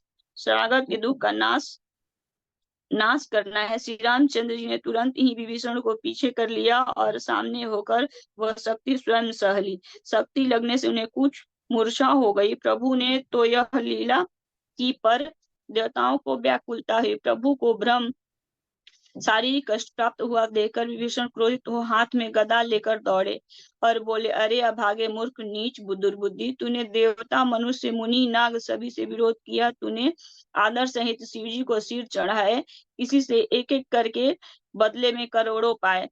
उसी कारण अरे दुष्ट, तू अब तक बचा है, अब काल तेरे सिर पर नाच रहा है। अरे मूर्ख, तू राम विमुख होकर चाहता है। ऐसा कहकर विभीषण ने रावण की छाती के बीचों बीच गदा मारी। बीच छाती में कठोर गदा की घोर और कठिन चोट लगते ही वह पृथ्वी पर गिर पड़ा। उसके 10 मुखों से रुधिर बहने लगा। वह अपने को फिर संभाल कर क्रोध में भरा हुआ दौड़ा। दोनों अत्यंत बलवान योद्धा भिड़ गए और मल्ल युद्ध में एक दूसरे के विरुद्ध होकर मारने लगे। श्री रघुवीर जी के बल से गर्वित विभीषण उसको रावण जैसे जग द्विजयी योद्धा को पाषांग के भी नहीं समझते। शिव जी कहते हैं, हे उमा, विभीषण क्या कभी रावण के सामने आंख उठाकर भी नहीं देख सकता, परंतु अब वही काल के समान उससे भिड़ रहा है। यह श्री रघुवीर का ही प्रभाव है। विभीषण को बहुत ही थका हुआ देखकर हनुमान जी पर्वत धारण किए हुए हैं। उन्होंने उस पर्वत से रावण के रथ, घोड़े और सारथी का संहार कर डाला, उसके सीने पर लात मारी। रावण खड़ा रहा, पर उसका शरीर अत्यंत कांपने लगा। विभीषण वहां गए जहां सेवकों के रक्षक श्री राम जी थे। फिर रावण ने ललकार कर हनुमान जी को मारा। वे पूंछ फैलाकर आकाश में चले गए। रावण ने पूंछ पकड़ ली, हनुमान जी उसको साथ लिए हुए ऊपर उड़े। फिर लौटकर महाबलवान हनुमान जी उससे भिड़ गए। दोनों समान योद्धाओं आकाश में लड़ते हुए एक दूसरे को क्रोध करके मारने लगे। दोनों बहुत से छल बल करते हुए आकाश में ऐसे शोभित हो रहे हैं मानो कज्जल गिरी और सुमेरु पर्वत लड़ रहे हो। जब बुद्धि और बल से राक्षस गिराए न गिरा, तब मारुति हनुमान जी ने प्रभु का स्मरण किया। श्री रघुवीर का स्मरण करके धीर हनुमान जी ने ललकार कर रावण को मारा। वे दोनों पृथ्वी पर गिरते हैं और फिर उठकर लड़ते हैं। देवताओं ने दोनों की जय जय पुकारी। हनुमान जी पर संकट देखकर वानर भालू क्रोधातुर होकर दौड़े, किंतु रण मद माते रावण ने सब योद्धाओं को अपने प्रचंड भुजाओं के बल से कुचल मसल डाला। तब श्री रघुवीर ने ललकारने पर प्रचंड वीर वानर दौड़े। वानरों के प्रबल दल को देखकर रावण ने माया प्रकट की। क्षण भर के लिए वह दृश्य हो गया। फिर उस दुष्ट ने अनेकों रूप प्रकट किया। श्री रघुनाथ जी की सेना जितने ऋक्ष वानर थे, उतने ही रावण जहां तहां चारों ओर प्रकट हो गए। वानरों ने अपरिमित रावण को देखे। भालू और वानर सब जहां तहां भाग चले। वानर धीरज नहीं धरते। हे लक्ष्मण जी, हे रघुवीर, बचाइए बचाइए, यूं कहकर पुकारते हुए भागे जा रहे हैं। 10 दिशाओं में करोड़ों रावण दौड़ते हैं और घोर कठोर भयानक गर्जन कर रहे हैं। सब देवता डर गए और ऐसा कहते हुए भाग चले कि हे भाई, अब जय की आशा छोड़ दो। एक ही रावण ने सब देवताओं को जीत लिया था, अब तो बहुत से रावण हो गए हैं। इससे अब पहाड़ की गुफाओं का आश्रय लो, अर्थात उनमें छिप जाओ। वहां ब्रह्मा शंभु की ज्ञानी मुनि ही डटे रहे, जिन्होंने प्रभु की कुछ महिमा जानी थी। जो प्रभु का प्रताप जानते थे, वे निर्भय डटे रहे। वानरों ने शत्रुओं बहुत से रावणों को सच्चा ही मान लिया। सब वानर भालू विचलित होकर हे कृपालु रक्षा कीजिए यूं पुकारते हुए भय से व्याकुल होकर भाग चले। अत्यंत बलवान रणबांकुरे हनुमान जी, अंगद, नील और नल लड़ते हैं और कपट रूपी भूमि से अंकुर की भांति उपस्थित हुए कोटि कोटि योद्धा रावणों को मसलते हैं। देवताओं और वानरों को विकल देखकर कौशलपति श्री राम जी हंसे और सारंग धनुष पर एक बाण चढ़ाकर माया सब रावणों को मार डालते हैं। प्रभु ने क्षण भर में सब माया काट डाली। जैसे सूर्य उदय होते ही अंधकार राशि फट जाती है, नष्ट हो जाती है। अब एक ही रावण को देखकर देवता हर्षित हुए और उन्होंने लौटकर प्रभु पर बहुत से पुष्प बरसाए। श्री रघुनाथ जी ने भुजा उठाकर सब वानरों को लौटाया। तब वे एक दूसरे को पुकार पुकार कर लौट आए। प्रभु का बल पाकर इक्ष वानर दौड़ पड़े। जल्दी से कूद कर वे रणभूमि में आ गए। देवताओं की श्री रामचंद्र जी की स्तुति करते देखकर रावण ने सोचा, मैं इनकी समझ में एक हो गया, परंतु इन्हें यह पता नहीं कि इनके लिए मैं एक ही बहुत हूँ। और कहा, अरे मूर्ख, तुम तो सदा के ही मेरे मरैल मेरी मार खाने वाले हो। ऐसा कहकर वह क्रोध करके आकाश पर देवताओं की ओर दौड़ा। देवता हाहाकार करते हुए भागे। रावण ने कहा, दुष्टों, मेरे आगे से कहाँ जा सकोगे। देवताओं को व्याकुल देखकर अंगद दौड़े और उछलकर रावण का पैर पकड़कर उसको पृथ्वी पर गिरा दिया। उसे पकड़कर गिरा कर लात मारकर बाली पुत्र अंगद प्रभु के पास चले गए। रावण संभल कर उठा और बड़े भयंकर क्रोध कठोर शब्द से गरजने लगा। वह दर्प करके 10 धनुष चढ़ाकर उन पर बहुत से बाण संधान करके बरसाने लगा। उसने सब योद्धाओं को घायल और भय से व्याकुल कर दिया और अपना बल देखकर वह हर्षित होने लगा। तब श्री रघुनाथ जी ने रावण के सिर, भुजाएं, बाण और धनुष काट डाले, पर वे फिर बहुत बढ़ गए। जैसे तीर्थ में किए हुए पाप बढ़ जाते हैं, कई गुना अधिक भयानक फल उत्पन्न करते हैं। शत्रु के सिर और भुजाओं की बढ़ती देखकर ऋक्ष वानरों को बहुत ही क्रोध हुआ। यह मूर्ख भुजाओं और शीरों के कटने पर भी नहीं मरता। ऐसा कहते हुए भालू और वानर योद्धा क्रोध करके दौड़े। बाली पुत्र अंगद, मारुति, हनुमान, नल, नील, वनराज सुग्रीव और द्विविद आदि बलवान उस पर वृक्ष और पर्वतों का प्रहार करते। वह उन्हीं पर्वतों और वृक्षों को पकड़कर वानरों को मारता। कोई एक वानर नखों से शत्रु के शरीर को फाड़कर भाग जाते, तो कोई उसे लातों से मारकर। तब नल और नील रावण के सिरों पर चढ़ गए और नखों से उसके ललाट काटने लगे। खून देखकर उसके हृदय में बड़ा दुख हुआ। उसने उनको पकड़ने के लिए हाथ फैलाया, पर वे पकड़ में नहीं आते। हाथों के ऊपर ही ऊपर फिरते हैं, मानो 2 भौरे कमलों के वन में विचरण कर रहे हों। तब उसने क्रोध करके उछलकर दोनों को पकड़ लिया। पृथ्वी पर पटकते समय वे उसकी भुजाओं को मरोड़कर भाग छूटे। उसने क्रोध करके हाथों में 10 धनुष लिए और वानरों को वारों से मारकर घायल कर दिया। हनुमान जी आदि सब वानरों को मूर्छित संध्या का समय पाकर रावण हर्षित हुआ। समस्त वानर वीरों को मूर्छित देकर रणधीर जामवन दौड़े। जामवन के साथ जो भालू थे, वे पर्वत और वृक्ष धारण किए रावण को ललकार ललकार कर मारने लगे। बलवान रावण क्रोधित हुआ और पैर पकड़कर वह अनेक योद्धाओं को पृथ्वी पर पटकने लगा। जाम्बवान ने अपने दल का विध्वंस देखकर क्रोध करके रावण की छाती में लात मारी। छाती में लात का प्रचंड आघात लगते ही रावण व्याकुल होकर रथ से पृथ्वी पर गिर पड़ा। उसने 20 हाथों से भालुओं को पकड़ रखा था। ऐसा जान पड़ता था मानो रात्रि के समय भौरे कमलों में से बसे हुए कमलों में बसे हुए हों। उसे मूर्छित देकर फिर लात मारकर रीक्षराज जामवान ने प्रभु के पास चले गए। रात्रि जानकर सारथी रावण को रथ में डालकर उसे होश में लाने का उपाय करने लगा। मूर्छा दूर होने पर सब ऋक्ष वानर प्रभु के पास आए। उधर सब राक्षसों ने बहुत ही भयभीत होकर रावण को घेर लिया। उसी रात्रि जटा ने सीता जी के पास जाकर उन्हें सब कथा सुनाई। शत्रु के सिर और भुजाओं की बढ़ती का सवाल सुनकर सीता जी के हृदय में बड़ा भय हुआ। उनका मुख उदास हो गया, मन में चिंता उत्पन्न हो गई। तब सीता जी ने तेजस्वी बोला, हे माता, बताती क्यों नहीं, क्या होगा? संपूर्ण विश्व को दुख देने वाला यह किस प्रकार मरेगा? श्री रघुनाथ जी के बाणों रघुपति राघव राजा राम पतित पावन सीताराम। जय रघुनंदन जय घनश्याम पतित पावन सीताराम। भीड़ पड़ी जब भक्त पुकारे, दूर करो प्रभु दुख हमारे।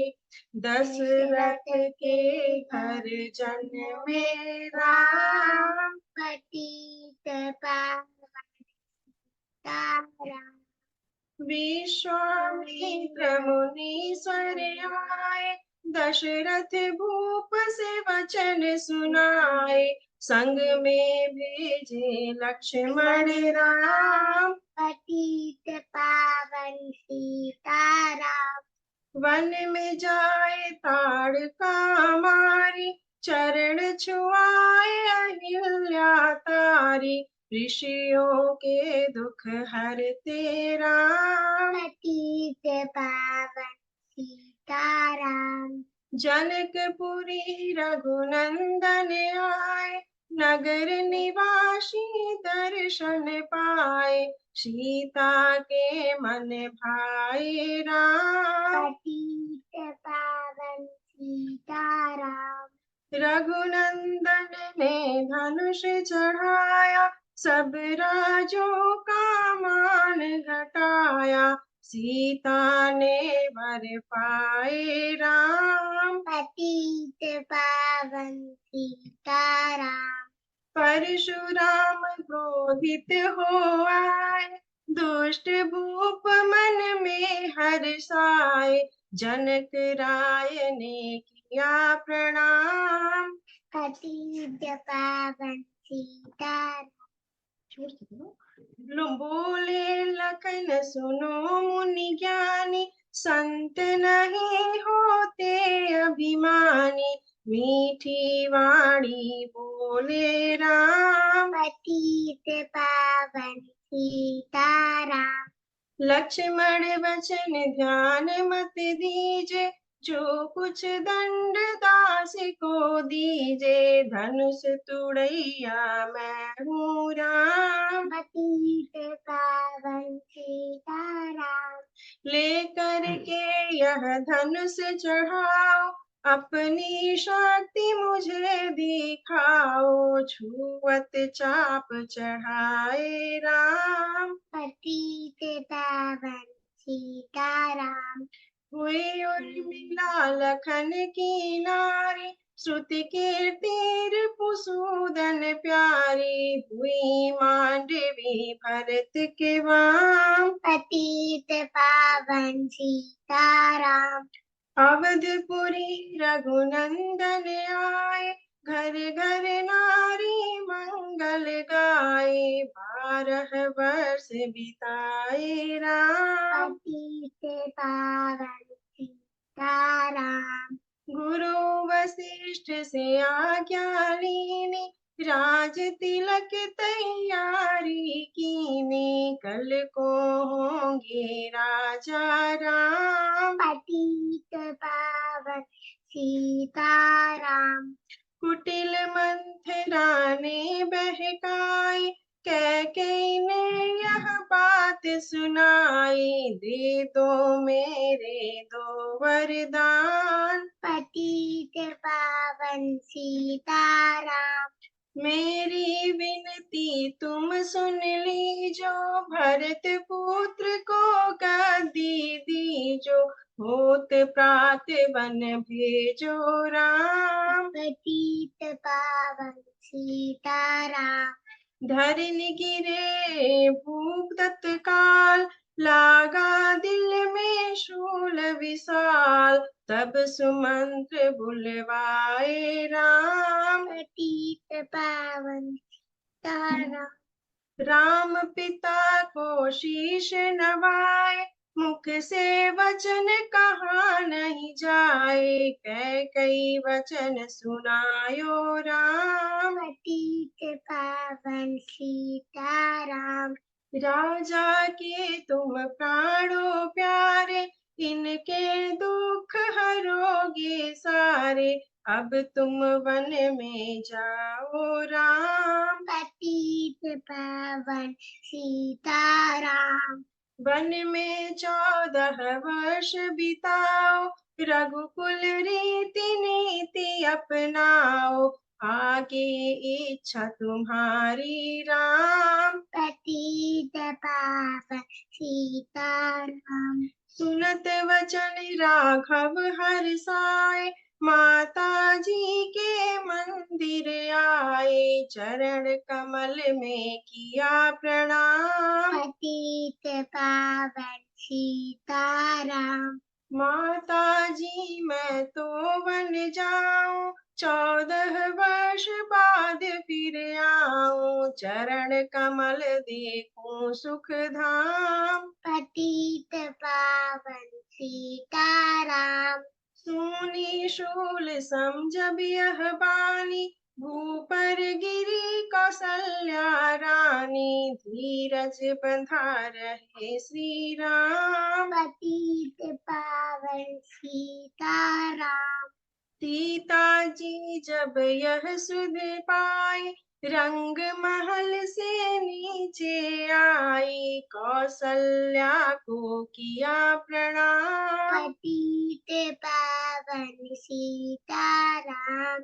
मेरी चूक क्षमा कर दीजो, वन जाने की आज्ञा दीजो, सीता को समझाते राम। पतित पावन सीताराम। मेरी सीख सिया सुन लीजो, सास ससुर की सेवा कीजो, मुझको भी होगा विश्राम। पतित पावन सीताराम। मेरा दोष बता प्रभु दीजो, संग मुझे सेवा में लीजो, अर्धांगिनी तुम्हारी राम। पतित पावन सीताराम। समाचार सुनि लक्ष्मण आए, धनुष बाण संग परम सुहाए, पूछा संग चलो श्री राम। पतित पावन सीताराम। राम लखन मिथिलेश कुमारी, वन जाने की करी तैयारी, रथ में बैठ गई सुख धाम। पतित पावन सीताराम। अवधपुरी के सब नर नारी, समाचार सुन व्याकुल भारी, मचा अवध में अति कोहराम। पतित पावन सीताराम। श्रृंगवेरपुर रघुवर आए, रथ को अवधपुरी लौटाए, गंगा तट पर आए राम। पतित पावन सीताराम। केवट कहे चरण धुलवाओ, पीछे नौका में चढ़ जाओ, पत्थर कर दी नारी राम। पतित पावन सीताराम। लाया एक कठौता पानी, चरण कमल धोए सुख मानी, नाव चढ़ाए लक्ष्मण राम। पतित पावन सीताराम। उतराई में मुदरी दीनी, केवट ने यह विनती कीनी, उतराई नहीं लूंगा राम। पतित पावन सीताराम। तुम आए हम घाट उतारे, हम आए जब घाट तुम्हारे, तब तुम पार लगाओ राम। पतित पावन सीताराम। भारद्वाज आश्रम पर आए, राम लखन ने शीस नवाए, एक रात किन्हा विश्राम। पतित पावन सीताराम। भाई भरत अयोध्या आए, कैकेयी को कटु वचन सुनाए, क्यों तुमने वन भेजे राम। पतित पावन सीताराम। चित्रकूट रघुनंदन आए, वन को देख सिया सुख पाए, मिले भरत से भाई राम। पतित पावन सीताराम। अवधपुरी को चलिए भाई, ये सब कैकेयी की कुटिलाई, तनिक दोष नहीं मेरा राम। पतित पावन सीताराम। चरण पादुका तुम ले जाओ, पूजा कर दर्शन फल पाओ, भरत को कंठ लगाए राम। पतित पावन सीताराम। आगे चले राम रघुराया, निशाचरों का वंश मिटाया, ऋषियों के हुए पूरन काम। पतित पावन सीताराम। अनसुईया की कुटिया आए, दिव्य वस्त्र सिया माने पाए, था मुनियत्री का वह धाम। पतित पावन सीताराम। मुनि स्थान आए रघुराई, सुपर्णखा की नाक कटाई, खरदूषण को मारे राम। पतित पावन सीताराम। पंचवटी रघुनंदन आए, कनक मृगा कुमारन धाये, लक्ष्मण तुम्हें बुलाते राम। पतित पावन सीताराम। रावण साधु वेश में आया, भूखे ने मुझको बहुत सताया, भिक्षा दो यह धर्म का काम। पतित पावन सीताराम। भिक्षा लेकर सीता आई, हाथ पकड़ रथ में बैठाई, सोनी कुटिया देखी राम। पतित पावन सीताराम। धरनी गिरे राम रघुराई, सीता के बिन व्याकुलताई, हे प्रिय सीते चीखे राम। पतित पावन सीताराम। लक्ष्मण सीता छोड़ न आते, जनक लली को नहीं गवाते, बने बनाए बिगड़े काम। पतित पावन सीताराम। कोमल बदन सुहासिनी सीते, तुम बिन व्यर्थ रहेंगे जीते, लगे चांदनी जैसे घाम। पतित पावन सीताराम।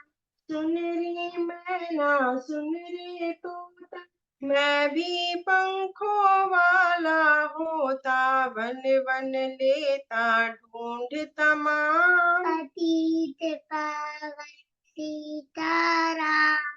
श्यामा हिरनी तू ही बता दे, जनक नंदिनी मुझे मिला दे, तेरे जैसी आंखें श्याम। पतित पावन सीताराम। वन वन ढूंढ रहे रघुराई, जनक दुलारी कहीं न पाई। गीतराज ने किया प्रणाम, पतित पावन सीताराम। चक चक कर फल सब लाई, प्रेम सहित खाए रघुराई। ऐसे मीठे नहीं है आम, पतित पावन सीताराम। विप्र रूप धरि हनुमत आए, चरण कमल में शीश नवाए। कंधे पर बैठाए धाम, पतित पावन सीताराम। सुग्रीव से करी मिताई, अपनी सारी व्यथा सुनाई। बाली पहुँचाया निज धाम, पतित पावन सीताराम। सिंहासन सुग्रीव बिठाया, मन में वह अति ही हर्षाया। वर्षा ऋतु आई ते राम, पतित पावन सीताराम। पतित पावन सीताराम। हे भाई लक्ष्मण तुम आओ जाओ, वानर पति को यूं समझाओ। सीता बिन व्याकुल है राम, पतित पावन सीताराम। देश देश वानर भिजवाए, सागर के सब तट पर आए। सहते भूख प्यास और घाम, पतित पावन सीताराम। संपाति ने पता बताया, सीता को रावण ले आया। सागर कूद गए हनुमान, पतित पावन सीताराम। कोने कोने पता लगाया, भगत विभीषण का घर पाया। हनुमान ने किया प्रणाम, पतित पावन सीताराम। अशोक वाटिका हनुमत आए, वृक्ष तले सीता को पाए। आंसू बरसे आठों याम, पतित पावन सीताराम। रावण संग निसचरी लाके, सीता को बोला समझा के। मेरी ओर तू देखो बाम, पतित पावन सीताराम।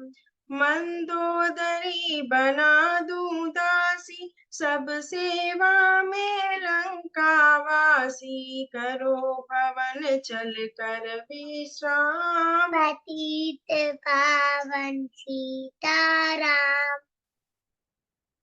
चाहे मस्तक चटे हमारा, मैं देखूं ना बदन तुम्हारा। मेरे तन मन धन है राम, पतित पावन सीताराम। ऊपर से मुद्रिका गिराई, सीता जी ने कंठ लगाई। हनुमान ने किया प्रणाम, पतित पावन सीताराम। मुझको भेजा है रघुराया, सागर कूद यहाँ मैं आया। मैं हूँ रामदास हनुमान, पतित पावन सीताराम। भूख लगी फल खाना चाहूं, जो माता की आज्ञा पाऊं। सबके स्वामी है श्री राम, पतित पावन सीताराम। सावधान होकर फल खाना, रखवालों को भूल न जाना। निशाचरों का है यह धाम, पतित पावन सीताराम। हनुमान ने वृक्ष उखाड़े, देख देख मार मार पहुँचाए धाम। पतित पावन सीताराम। अक्षय कुमार को स्वर्ग पहुँचाया, इंद्रजीत फांसी ले आया, ब्रह्म पास में बंधे हनुमान। पतित पावन सीताराम। सीता को तुम लौटा दीजो, उनसे क्षमा याचना कीजो, तीनों लोक के स्वामी राम। पतित पावन सीताराम। भगत विभीषण ने समझाया, रावण ने उसको धमकाया, सन्मुख देख रहे हनुमान। पतित पावन सीताराम। रोई तेल घृत बसन मंगाई, पूंछ बांध कर आग लगाई, पूंछ घुमाई है हनुमान। पतित पावन सीताराम। सब लंका में आग लगाई, सागर में जा पूंछ बुझाई, हृदय कमल में राखे राम। पतित पावन सीताराम। सागर कूद लौट कर आए, समाचार रघुबर ने पाए, जो मांगा सो दिया इनाम। पतित पावन सीताराम। वानर रीछ संग में लाए, लक्ष्मण सहित सिंधु तट आए, लगे सुखाने सागर राम। पतित पावन सीताराम। सेतु कपि नल नील बनावे, राम राम लिख सिला तिरावे, लंका पहुँचे राजा राम। पतित पावन सीताराम। अंगद चल लंका में आया, सभा बीच में पाव जमाया, बाली पुत्र महाबल धाम। पतित पावन सीताराम। रावण पाव हटाने आया, अंगद ने फिर पाव उठाया, क्षमा करे तुझको श्री राम। पतित पावन सीताराम। निशाचरों की सेना आई, गरज गरज कर हुई लड़ाई, वानर बोले जय सिया राम। पतित पावन सीताराम। इंद्रजीत ने शक्ति चलाई, धरनी गिरे लखन मुरझाई, चिंता करके रोए राम। पतित पावन सीताराम। जब मैं अवधपुरी से आया, हाय पिता ने प्राण गवाया, वन में गई चुराई बाम। पतित पावन सीताराम। भाई तुमने भी छिटकाया, जीवन में कुछ सुख नहीं पाया, सेना में भारी कोहराम। पतित पावन सीताराम। जो संजीवनी बूटी लाए, तो भाई जीवित हो जाए, बूटी लाए तब हनुमान। पतित पावन सीताराम। जब बूटी का पता न पाया, पर्वत ही लेकर के आया, काल नेम पहुँचाया धाम। पतित पावन सीताराम।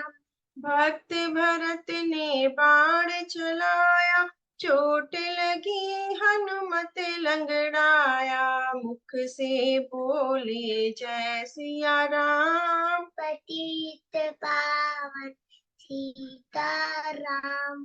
बोले भरत बहुत पछताकर, पर्वत सहित बाण बैठा कर, तुम्हें मिला दूं राजा राम। पतित पावन सीताराम।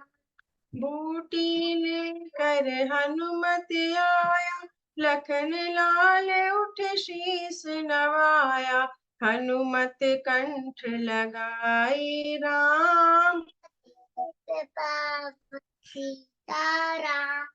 कुंभकर्ण उठ कर तब आया, एक बाण से उसे गिराया, इंद्रजीत पहुँचाया धाम। पतित पावन सीताराम।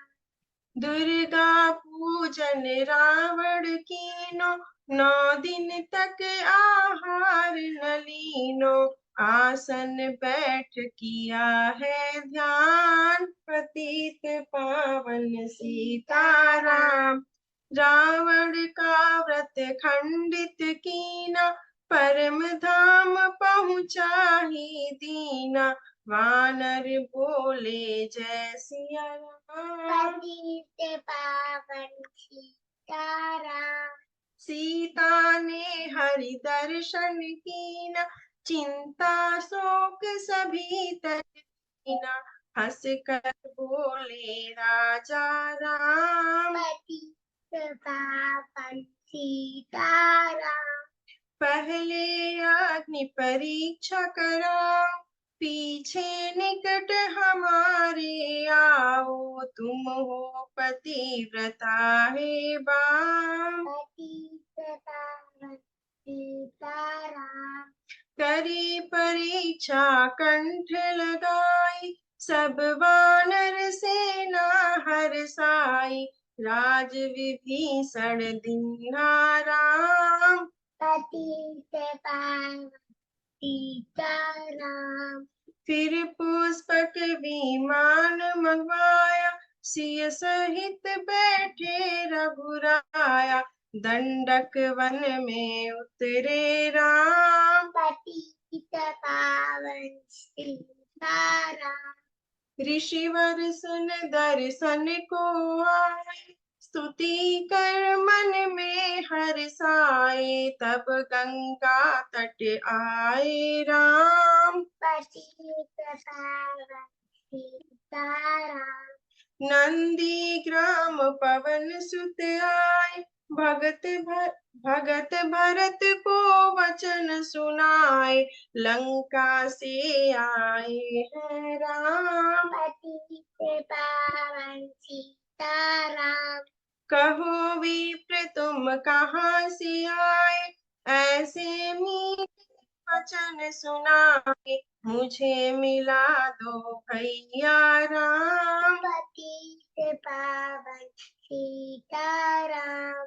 अवधपुरी रघुनंदन आए, मंदिर मंदिर मंगल छाए, माताओं को किया प्रणाम। पतित पावन सीताराम।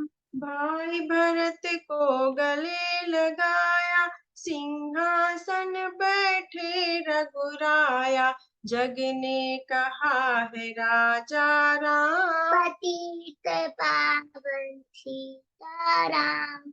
सब भूमि विप्रों को दीनी, विप्रों ने वापस दे दीनी, हम तो भजन करेंगे राम। पतित पावन सीताराम। धोबी ने धोबन धमकाई, रामचंद्र ने यह सुन पाई, वन में सीता भेजी राम। पतित पावन सीताराम। वाल्मीकि आश्रम में आई, लव कुश जन में 2 भाई, धीर वीर ज्ञानी बलवान। पतित पावन सीताराम। अश्वमेध यज्ञ कीन्हा राम, सीता बिनु सब सूने काम, लव कुश वहाँ लियो पहचान। पतित पावन सीताराम। सीताराम बिना कुलाई, धरती से यह विनय सुनाई। मुझको अब दीजो विश्राम। पतित पावन सीताराम।